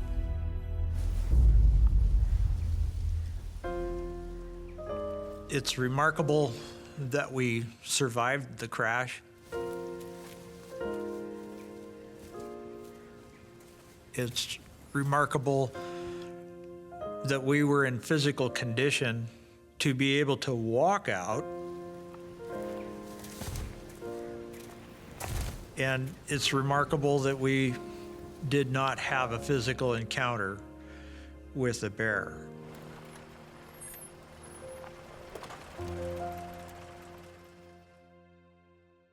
The men were rushed to hospital in Parma, where doctors treated Gary's head injury. He was lucky not to need surgery, but it took him nearly 6 months to get over the effects of his fractured skull. An air search took 2 weeks to locate Dave's crashed plane. Despite his terrifying ordeal, Dave was back at the controls within 2 months. I'll continue to fly. I'll continue to love aviation very much. I don't see my life without it. In fact, Dave is renovating another aircraft to replace the one he lost on the mountain. I'm fortunate to be able to go on as a pilot, and I'll encourage others, including Gary. I hope that he continues on to get his pilot's license. The experience has made Dave and Gary's bond of friendship even stronger. Me and Dave have grown really close. You don't go through an experience like that with somebody and survive and not come out of it a lot closer. Could I have done this alone? I don't think so. I think that if it wasn't for Gary being there, that I wouldn't be here. Hey guys, how you doing in the back? I'm hungover, it's your fault. How many beers did you drink last night? Professional diver Ken Wilson and his employer and close friend Kathy Gorgens run a small tourist resort on the Mexican island of Cozumel. We sell fun. You're taking people to do something they love every day. And that's when people are happy. And that's the best time to be around those people is when they're happy. Ken, tell them about your first dive. Oh, Kathy, yeah. Well, I used to tend bar in Bon Terre. For Ken, this was a chance to quit his job in construction, to do what he loves best, scuba diving. It's probably one of the most peaceful things you could do. You're totally weightless. It's almost a form of meditation. take you diving, you know, Ken, but you're wearing your wetsuit on back to front. Ken is like, I would say, something that you find like a rock and you think, oh, you know, this is pretty, I'm gonna keep it. And then you shine it up and you find out he's a gem. Today, they're taking 2 of their customers to see the ancient Mayan ruins on the island. All right, let's check it out. Here we go. It's the last day of the holiday, and tomorrow they all return to the US. Hold on. We had 6 lovely days of diving. On the 7th day, we decided we'll walk around the ruins, work up an appetite, go have breakfast. Hey, you want a guide? No, no tour gracias. But I'm a good guide. No tour gracias. I'm the best guide ever. The Mayan ruins are all that remains of a lost civilization that lived on the island over 1,000 years ago.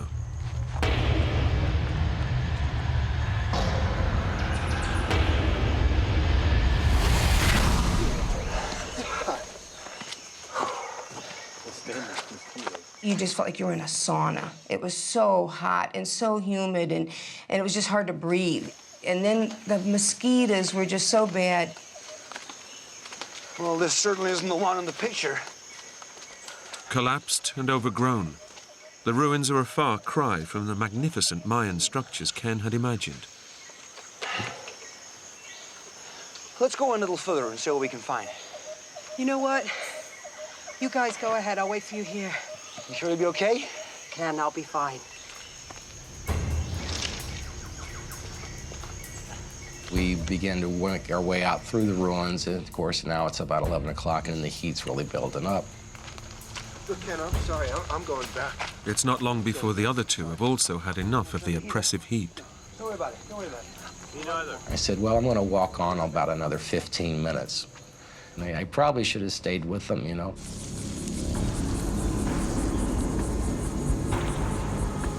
Located in the center of the island, the ruins are surrounded by hundreds of kilometers of thick, impenetrable jungle.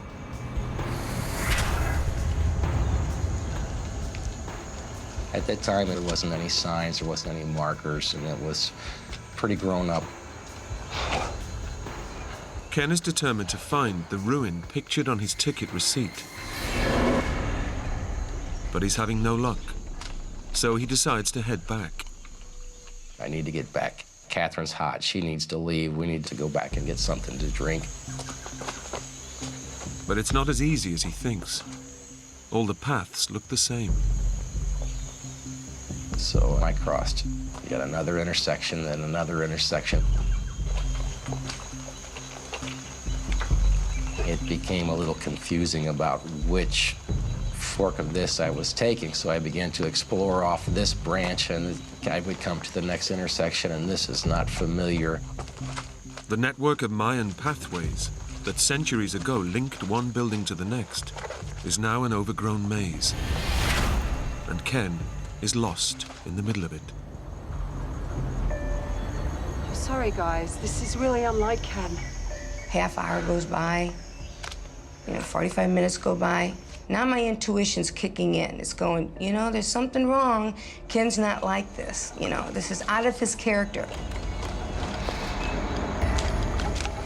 The sun's directly overhead. I have no sense of direction, what's east, west, north, south. And now I'm really starting to get charged up. I need to rely on a little bit of adrenaline to get me where I need to go. And at that point, that was a state of panic.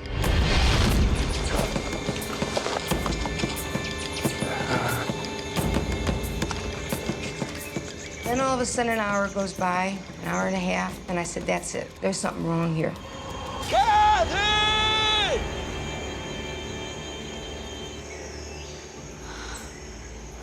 We don't hear him. So I said, let's go back to the entrance. Maybe he's waiting for us back there. What was that? Then I heard this real faint call. That's Ken. That's gotta be him. Ken! Ken, we're over here!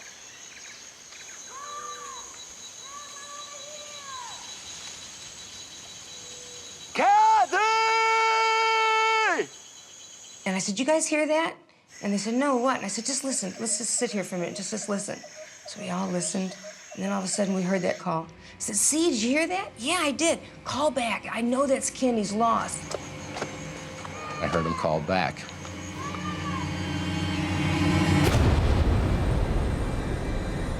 Thinking he can make out the direction of Kathy's voice, Ken makes a fatal error. And made the decision to leave the paths and go straight through the jungle to where I heard the noise.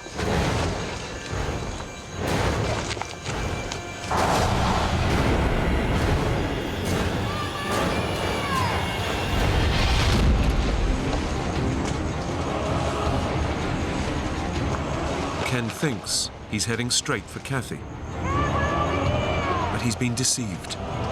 The thick jungle has distorted her screams, and every step he takes is leading him away from her and deeper into Cozumel's dark heart.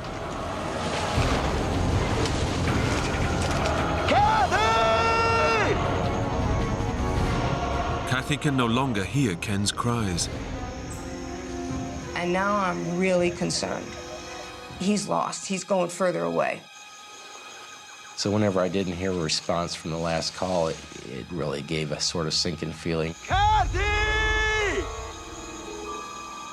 He's hopelessly lost in one of the deadliest environments on Earth.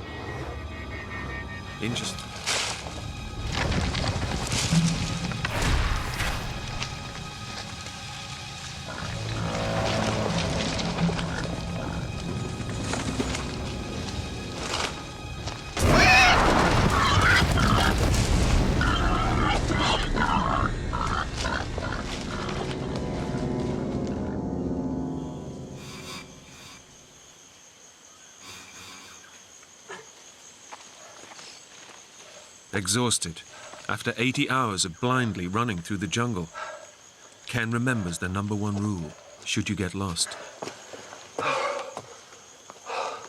You know, they always say the best thing to do is stay put. Just stay put, somebody will find you.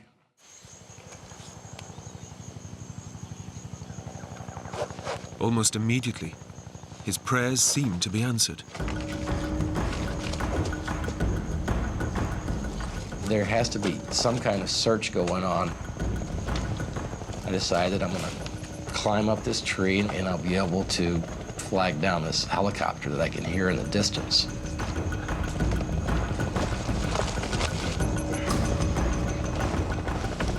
I'm gonna wave them down with this flag. They'll for sure be able to see me.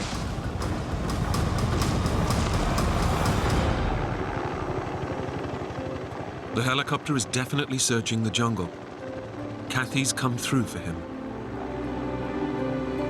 Hey, I'm over here! Hey, over here! And I see that they're gonna start searching this area, and here I am. I'm gonna be out of here. It's over now. Look down now! Here! Guys, look! And I'm thinking, oh, this is great. They brought in some kind of American search team. I'll be out of here lickety-split. Look down! Come on!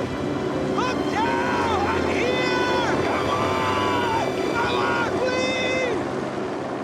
I can see this lady inside the helicopter with white tennis shoes with laces.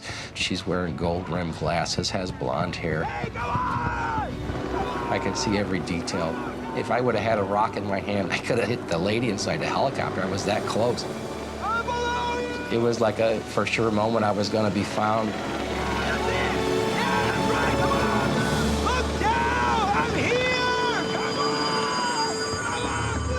But it's not Kathy.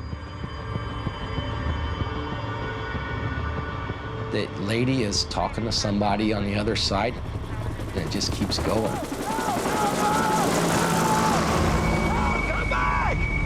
Come back! I'm here! God damn it! Guys! Come back! Oh! Oh, come on! The rescue team haven't seen him.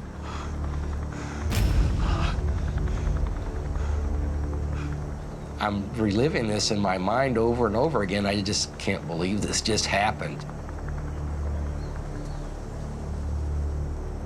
was just devastating.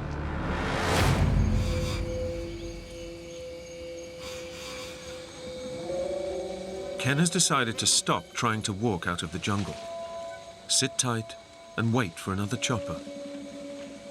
But staying still makes him easy prey. So I would be just covered with mosquitoes in the night. I would cover myself up with 60, 70 leaves like a blanket to try to keep these mosquitoes away. And that would work great for about 5, 7 minutes till the mosquitoes would find their way through these leaves.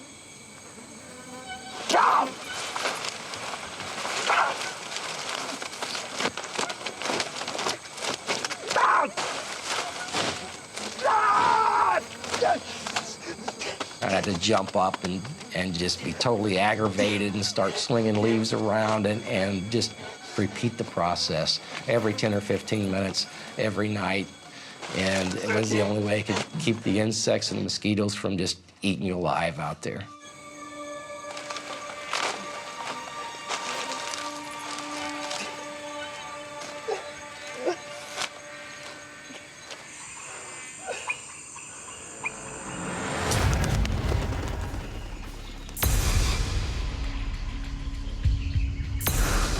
Over the following days, Ken stays in the clearing, desperately searching for food and water.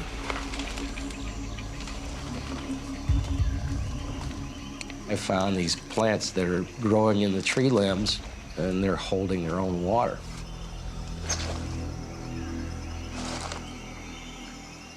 I looked inside, there's a small snail, there's a little frog in there. It's like, okay, this water is really bad. So now I scavenged the whole side of the clearing looking for these plants because there's just not enough water, and I'm really parched.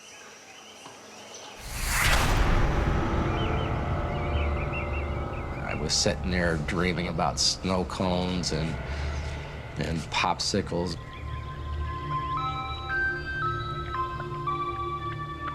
If someone were to walk out here and try to sell me a snow cone, how much would I pay for it right now? I think I got up to about $800.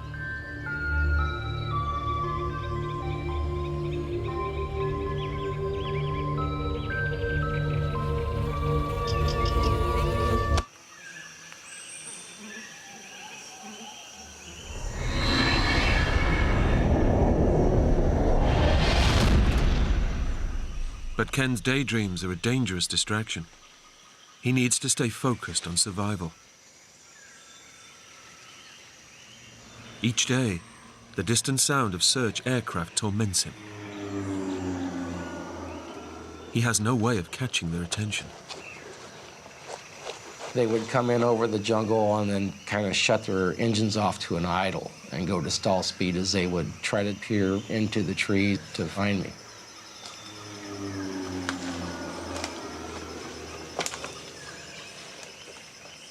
Ken knows they can't see him through the dense jungle canopy.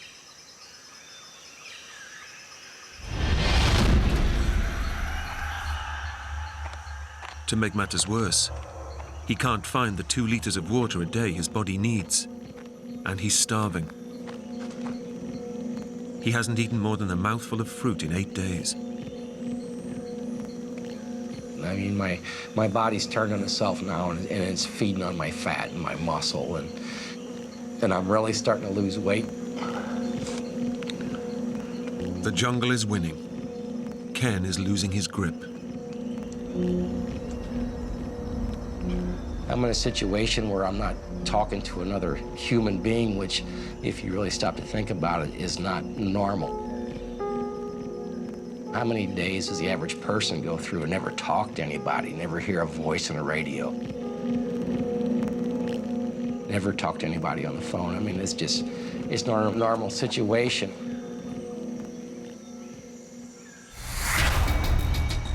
Ken fears he'll lose his mind, and with no sign of any more helicopters, he decides he has to get moving and save himself. I've wasted 4 days sitting here now. I'm just gonna have to get up and walk. He's heading straight through the jungle maze, hoping to hit a path or road.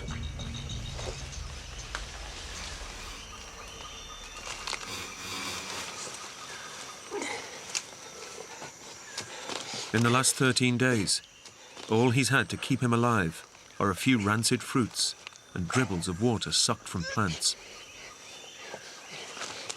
I was thinking all the time that this could go on forever, that I'm never gonna get out of here. I know I can't last forever. Eventually I would die, but I can't let myself dwell on that. Dehydration is tearing Ken apart.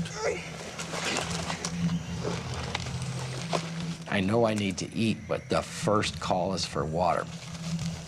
My body's saying it needs water.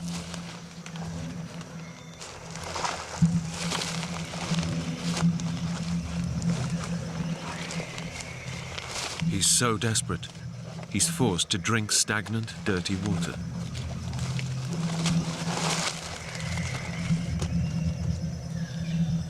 And as I'm dipping my camera bag to use as a filter to try to filter out some whatever contaminants could be in this water, I see a small lizard.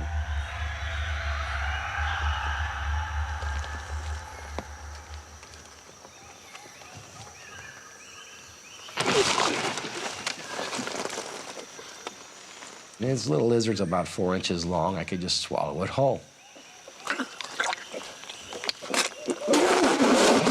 I started to swallow him whole, and then he got stuck in my throat because it was still alive. So then I killed him. He ended up being, I guess you could call that a meal. Desperation is pushing Ken to a place he's never gone before. Fantasy and reality are starting to blur. I began to build these elaborate scenarios about what was going to happen when I walked out of here. That's it.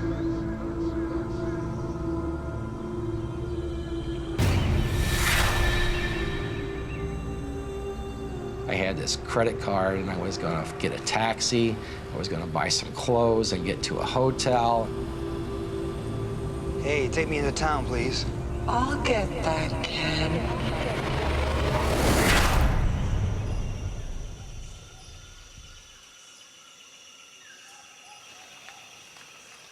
And it isn't just Ken's mind that is unraveling.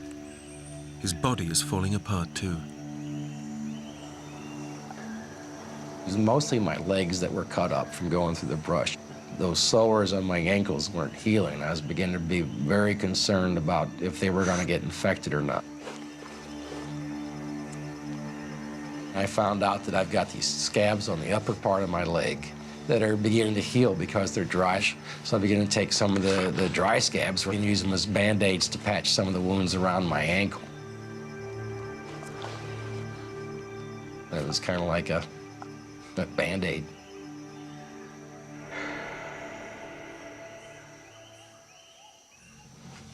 Ken's situation is desperate. Lost, alone and weak. He's being pushed to the edge of sanity.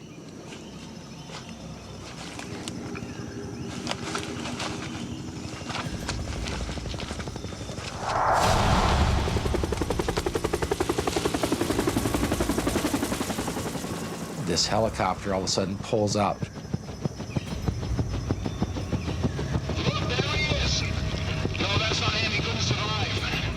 There's some kind of loudspeaker in there, and I can hear what they're saying. Mr. Wilson, you're a truly amazing man. But we regret that we must inform your mother. She may not see you again. This is not right at all. There is something wrong here. And I start to hear the national anthem from the United States.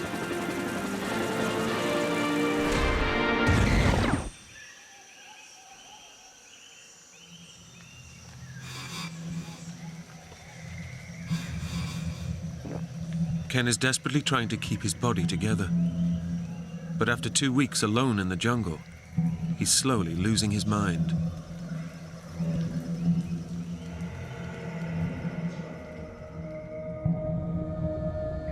I'm calling room service, I'm filling up the bathtub, and from there on, I don't care what happens, but that's gonna be my fantasy. She Just leave it on the table.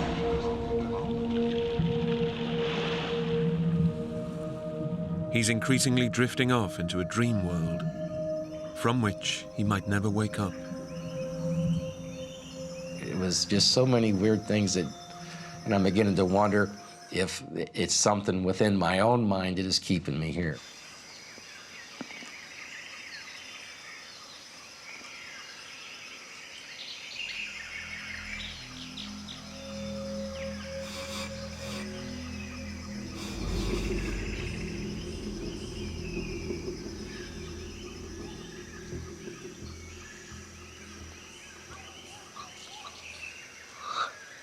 After 15 days of mental torture, it's all Ken can do just to stay alive. My body needed water so bad, it could never think anything but quenching my thirst.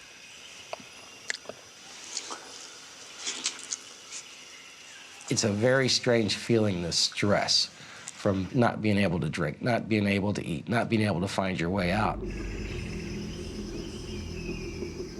Ken no longer worries about being rescued. Instead, he spends his time catching flies that bite him and feeding them to ants. And from the stress, there was some sort of relief by watching ants eat these flies. It was a revenge. But, like the flies, Ken is now part of the jungle's food chain, and his own dying body will soon be its next meal. The vultures, I began to see 2 or 3, then there was 4 or 5, the next day there might have been 5 or 6. I began to use the vultures as a way to try to signal somebody. And I would kind of lay down and twitch a little bit to act like I was something that was dying, to try to get the vulture's attention, to get them attracted to, and that was a way to signal somebody by air, because I had no other means to do so. But it just didn't work out like that. It was another disappointment. I realized I was going to die there. Entire days pass by. Instead of trying to find a way out of the jungle, Ken's becoming part of it. Now my clothes are nothing but shreds. I haven't shaved in 2 or 3 weeks. You know, I'm matted with dirt. I have no shoelaces. Ken is still only alive thanks to occasional mouthfuls of stagnant water. He's physically and mentally broken.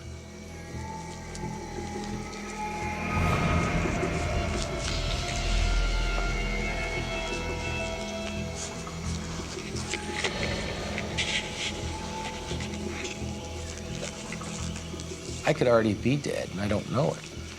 What if I died 3 days ago and my spirit is here wandering around, and this is my destiny of eternity, is to wander around in this jungle?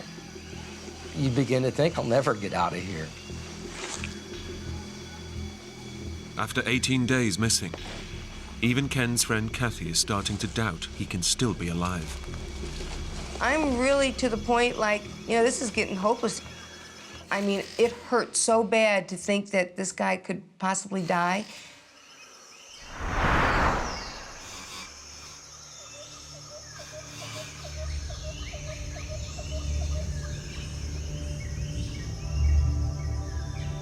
I just laid down and I dozed off a little bit. In a few minutes, I woke up and there was a woman standing there holding a baby.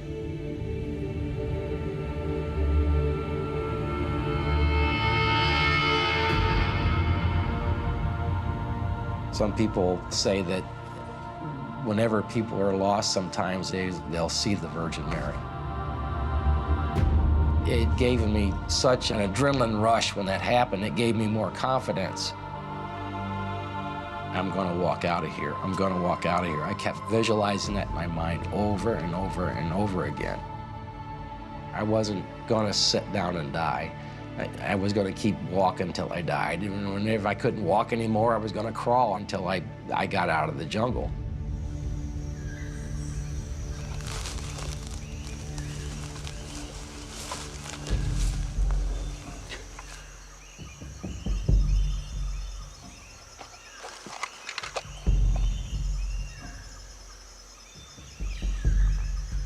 This is like one of the first things I've seen of civilization since I've been lost.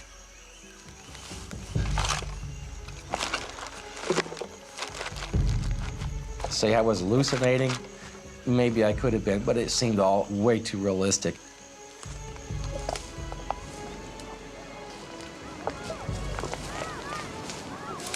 Once I had came out there, I knew exactly where I was because I'd been there before.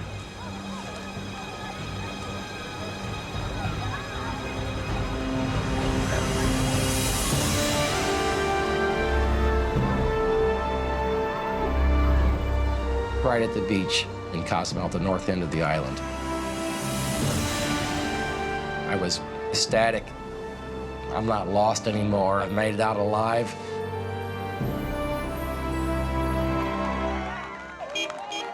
After 20 days fighting crippling hunger, dehydration, sleep deprivation, and jungle predators, Ken is finally safe. He had his hair packed, like spiked with mud, big cuts and scratches, and just looked like he's just been chewed up.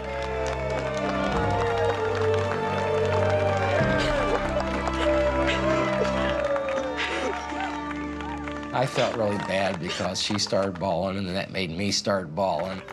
The tears were just rolling. We just couldn't let go for 10 minutes. I mean, we were just so thankful he was alive. It really brought us really close. Ken's recovery took 6 long months.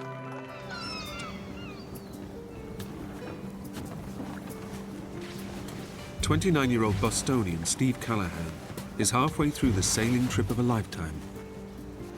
I remember the first time I went out sailing. I love the immediacy of it. You can go off and have an adventure. He's already sailed from the USA to the Canary Islands and is now heading off on the 3,500-mile return leg, back across the Atlantic to the Caribbean. Testing. I figured on the very outside it would be a month to get to the Caribbean, but I'd probably make it in a few weeks. For Steve, the trip is an adventure and also a means of escape. My life was in a bit of a shambles. My marriage had gone south and we had split up. There I was, ready for a new stage of my life.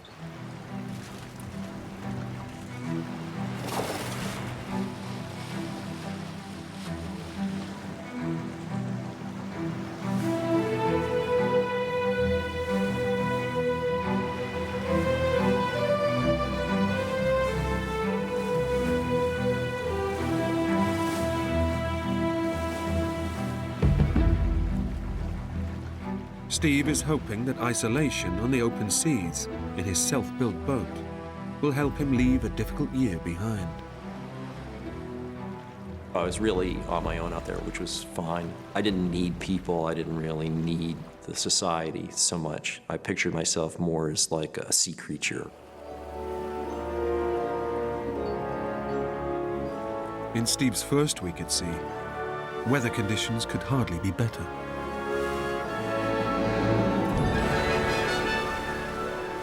When I left the Canary Islands for a week, I had just the most idyllic sail. Everything was just beautiful, and I'd listen to my radio and play the boat like a drum. Do my exercise. I had this whole exercise routine on the boat. It just felt completely at home there.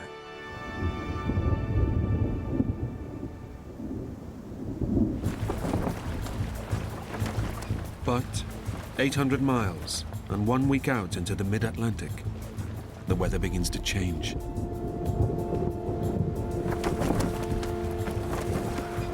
The weather just started turning dirty. It was probably blowing 35 or so knots. And the waves started growing. For an experienced sailor like Steve, it's nothing out of the ordinary. I'd seen a lot worse weather before.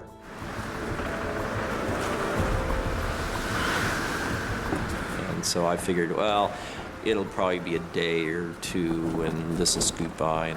I wasn't worried. Everything was fine.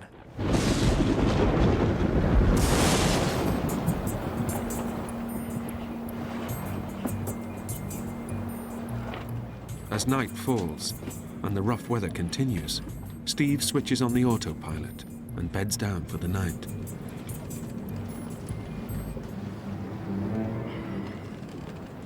People think that sailing is a very quiet undertaking. It's not.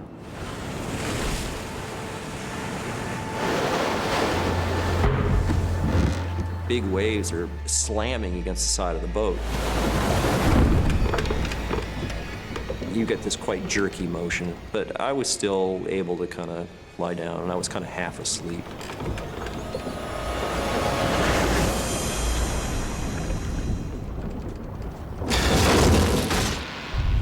All of a sudden, there was this big bang on the side of the boat. There was just this huge flood of water immediately. Steve has no idea what he's hit, but the boat's hull has been torn apart.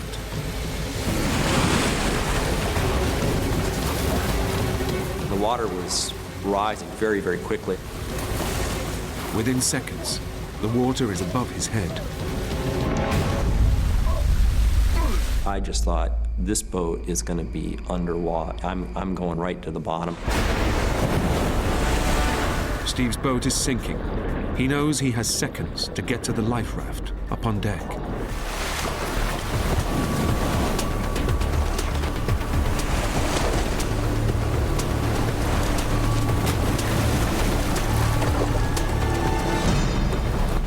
So I yank on the line, and if the line keeps coming out, no, nothing. It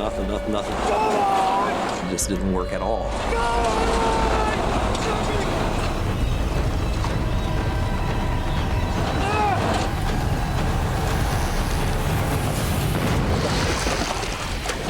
Finally, boom, it pops open.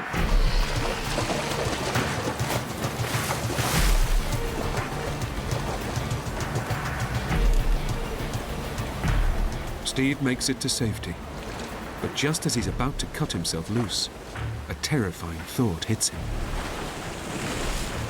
With the equipment that's in the raft, I will not last very long at all.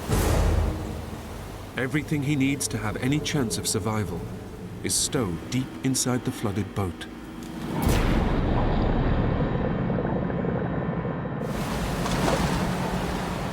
It was essential that I go back on the boat and dive down and get equipment.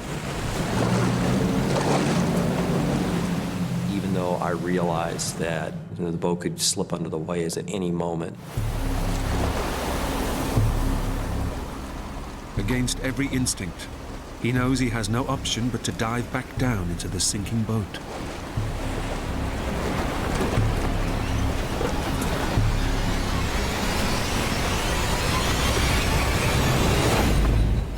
It was all dark in there, so I couldn't really see anything.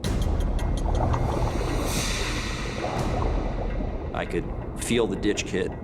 It was tied down, and I started cutting away.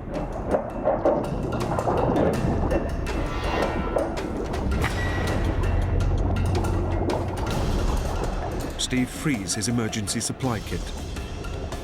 But just as he makes it to the exit hatch, the hatch slammed closed. The boat's covered with water. I'm going down. I thought that was it. If I don't get out of here right now, I am going to die. There's 100% certainty of that.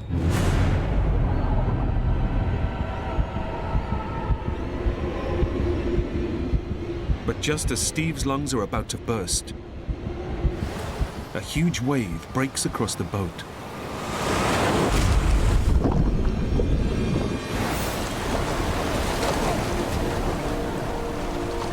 All of a sudden, there's air. It was a huge, huge relief. With only seconds to spare, Steve escapes, clutching his vital emergency supplies. I jumped into the raft and I saw that I was drifting away from the boat. Steve can only watch as he drifts away from not just his boat, but also his dream.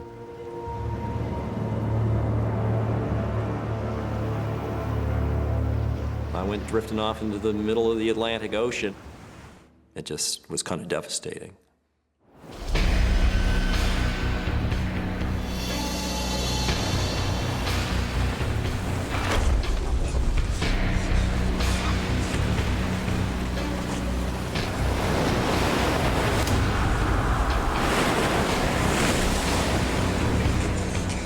That first night, it blew hard, really cold and really wet and really scary. I was shivering a lot, and I was worried about dying of hypothermia. I might not make it till the morning.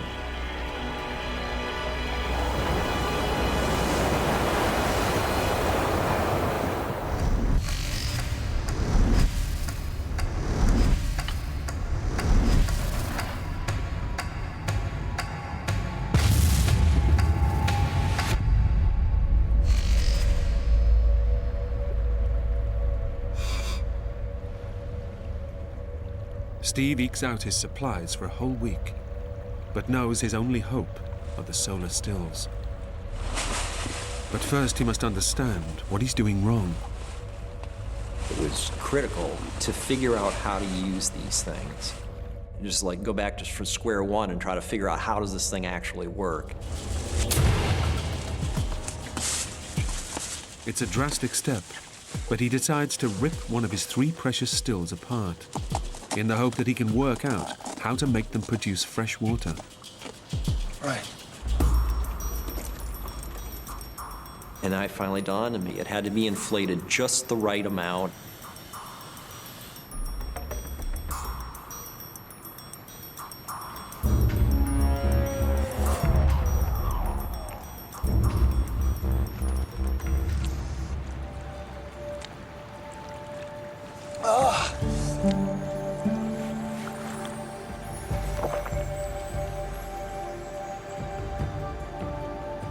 To get the solar still to produce, I'm talking a spoonful of fresh water was like the hugest high I could possibly have.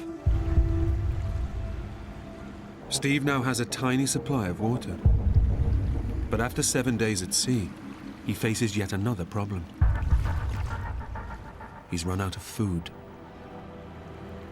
I was really hungry, just like really struck me how desperate I had become. There's no way I'm gonna live out here.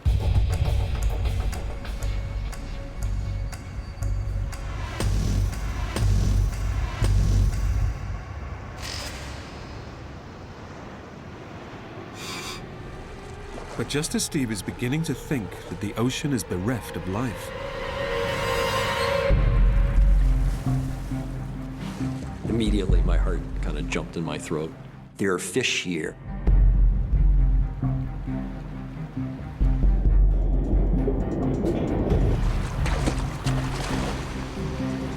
I knew right away that if I'm fishing with a spear in an inflated raft, I'm taking a big chance here.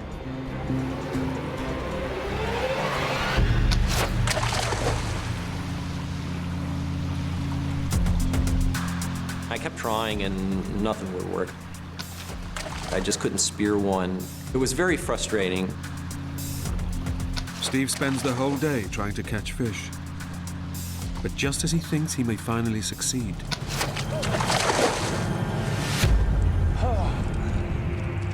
the firing mechanism on his spear gun breaks.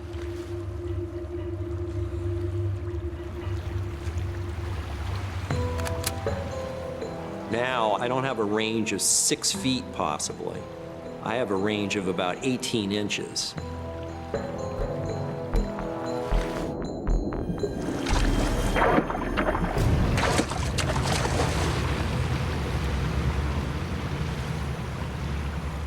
I was really hungry. It just really struck me how desperate I had become at that point.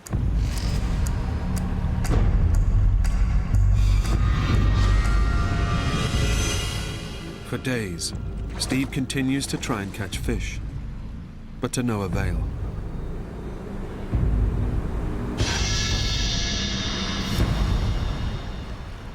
physical sense, it was incredibly depressing. In terms of what I'd felt like I had done with my life, it was depressing.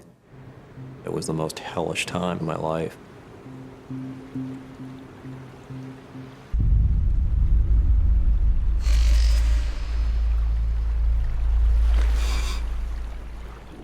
All Steve's attempts to catch fish have failed. But if he gives up, he'll die of starvation. I knew that this was not going to be easy. The fish has got to be right under the spear tip.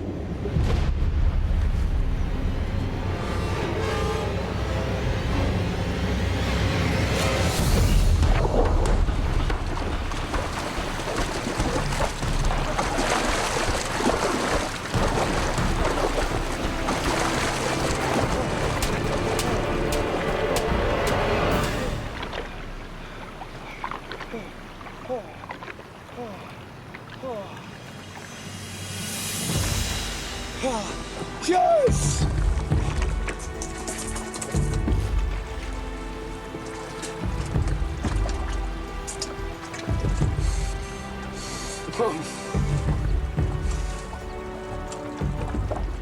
By day 14, I've caught my first fish and I've produced water. So now, as long as the raft stays in one piece and I keep my act together, I might be able to live out here indefinitely. For the first time in 14 days, Steve has a sense of hope. But the vast and deadly ocean is not about to let him rest.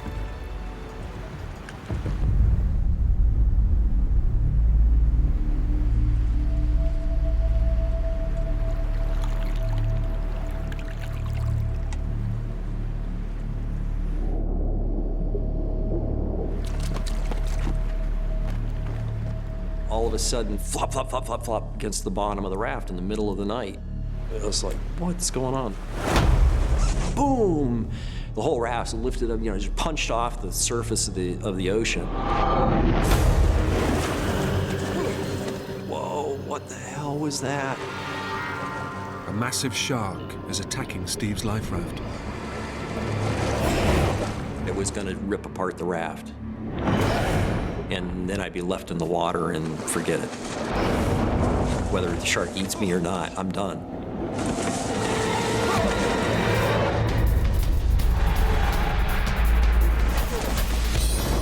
I was so freaked out about it. I thought for sure that was gonna be it. I was being attacked. This thing was really whacking away at the raft.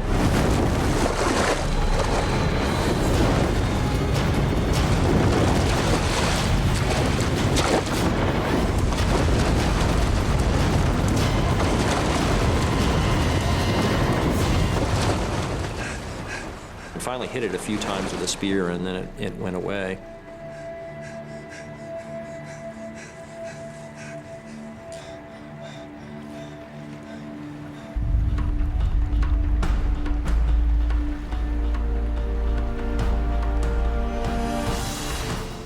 There's a ship right there on the horizon right in front of me. And I thought, this is it.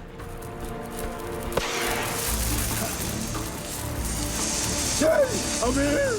After 15 days lost at sea, Steve has finally drifted into the shipping lanes. Come here! Yeah! Come here! And it's perfect conditions, it's fairly calm out, completely black night, perfect for flares. Help! Help! It looks like the ship's coming for me. It keeps steaming towards me and steaming towards me, and I was convinced that it had seen me. And it was close enough I could smell the diesel in the air. To Steve's utter elation, rescue has come at last. Cheers!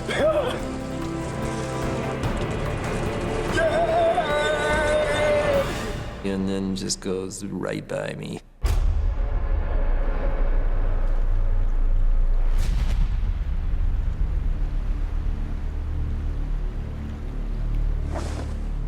And they're rocking in its wake after it went by. I was most disappointed in myself because I knew that that was probably going to be the case with the ship. It's really, really hard to see something at sea, even if you know it's there and you're looking for it. So if you're not looking for it, it's really hard to be seen. Steve is once again left alone in the ocean. But at least now, he has the real hope of being spotted by passing ships.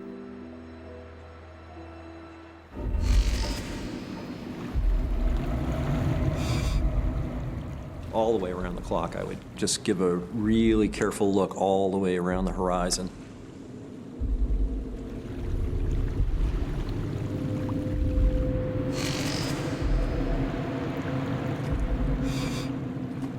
Every morning was a bit of hope, and then every afternoon was like the depths of fatigue and despair.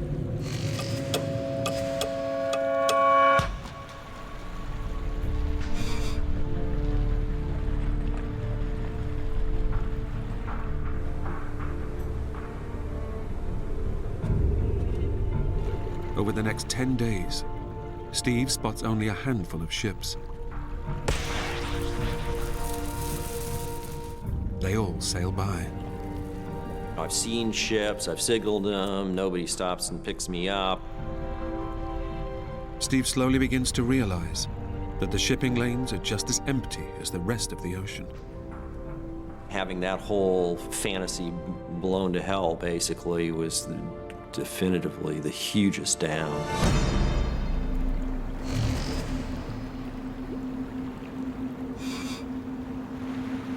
After a month at sea, Steve has drifted right through the shipping lanes, unnoticed. And back home, nobody even knows he's missing. So pulled with emotions. That was the first time I cried. And it was like, this is the state of my life. What are you doing out here? My life just seemed completely and utterly as open and empty as the ocean.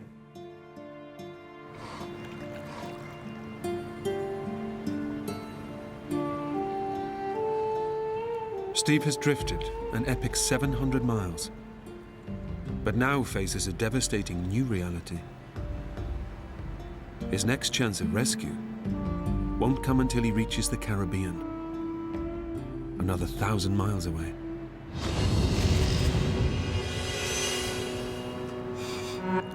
But Steve's elation is short-lived.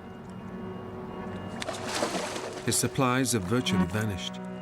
He's still hundreds of miles from land, and his body is desperately weak.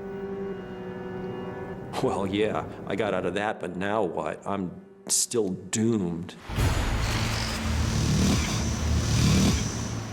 There's a day off your life. There's another day off your life. I really didn't think I was going to make it.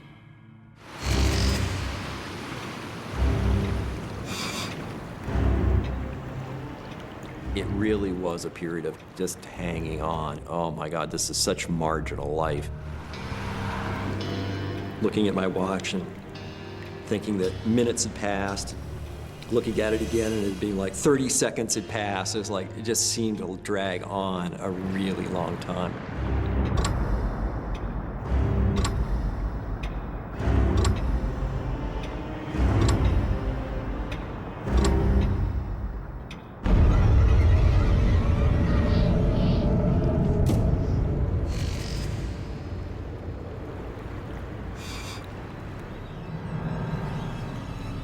After 66 days alone, Steve's final lifeline is gone.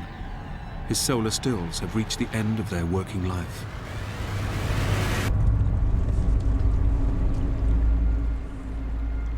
The cloth on the bottom is rotted out. It's going to be totally useless. There's no way to repair it. His only means of producing drinking water is now gone. I just figured this really is it. You know, I have no hope anymore. It was ending.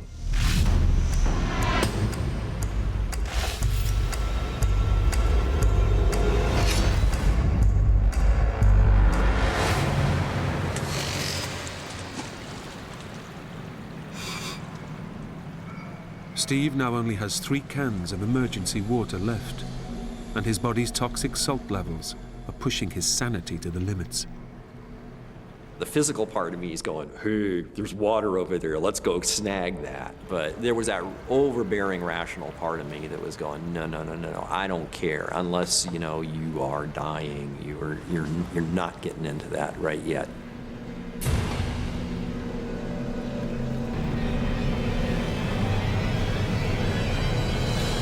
This is a view of heaven from a seat in hell.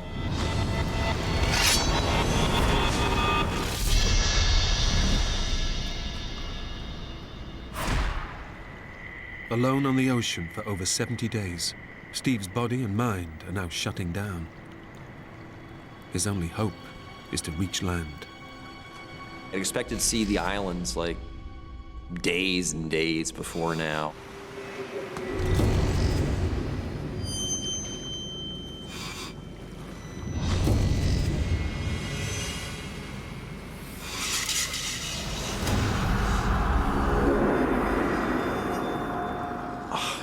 I should be reaching the islands. I should be seeing some sign of reaching the islands. But then Steve has a shocking realization. If he's miscalculated his position, currents will sweep him back into mid-ocean and certain doom. Maybe I'm way north of the islands, next stop England, you know, 8 months from now. So that was tough. I was very worried that I had screwed up and I wasn't going to make it. I just don't know anymore.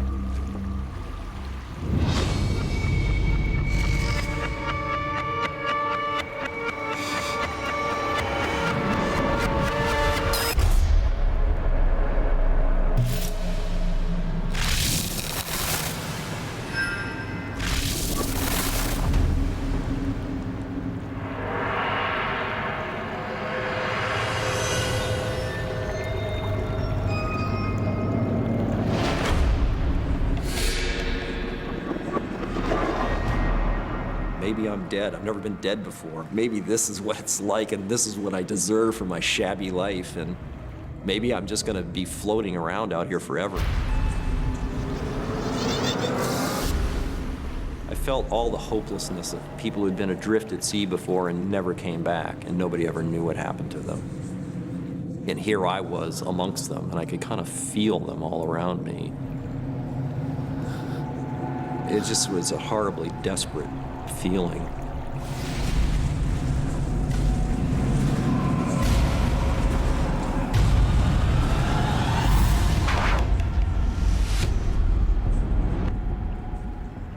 It was over. I was just done. I had no more to give.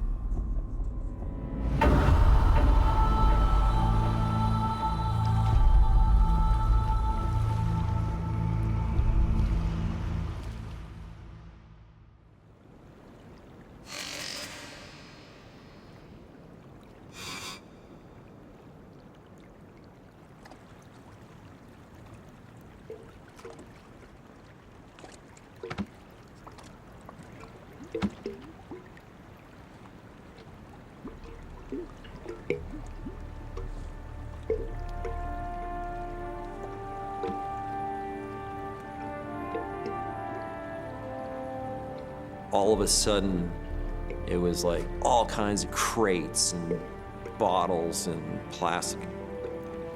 To me, that was the first definitive sign that I was coming into changes.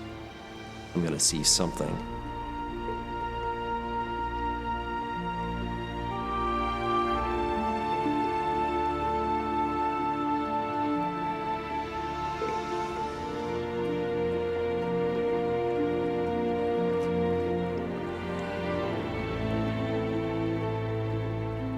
The sun rose. It was like, pff, there's an island in front of me. I couldn't have been more than 10 miles out.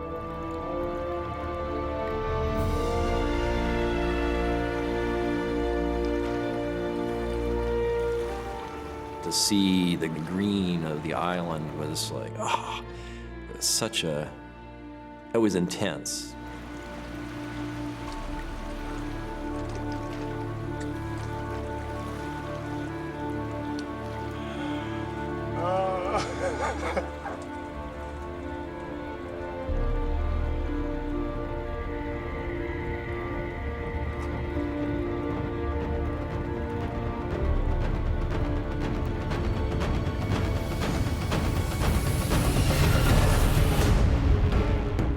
To his horror, Steve realizes that the island is an impregnable fortress of vertical cliffs and razor-sharp coral reefs. Oh my God, I've come all this way, and there's no way I can make a landing.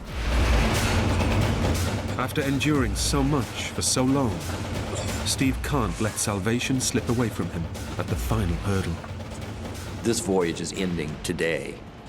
No question about it. One way or the other, this is going to come to an end.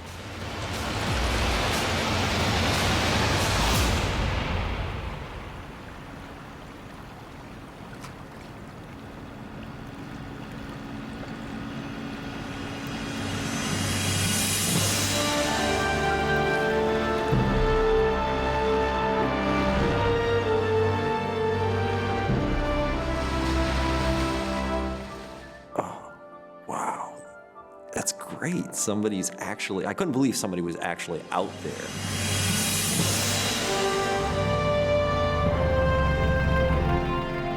On the morning of his 76th day adrift, Steve is spotted by some local fishermen.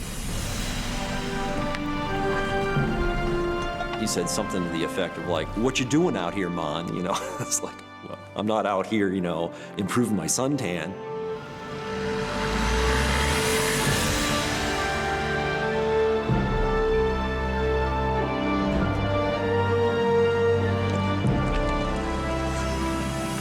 My senses were like plugged into an electric circuit somehow. They were all amplified so that every color was like really, really vibrant and every smell was really, really intense. It just was like heart-wrenching. It was so beautiful to me. Having endured 76 days in his tiny raft, Steve's leg muscles have atrophied and he weighs just 100 pounds.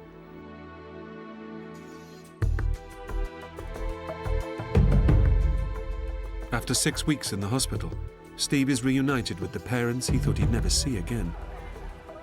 The small island of Marie-Galante, where he's found, is just 60 miles south of his original destination, Antigua. There's nothing noble in me having survived. It's just what I did. I had too much unfinished business, and I think that kept me alive to a large degree.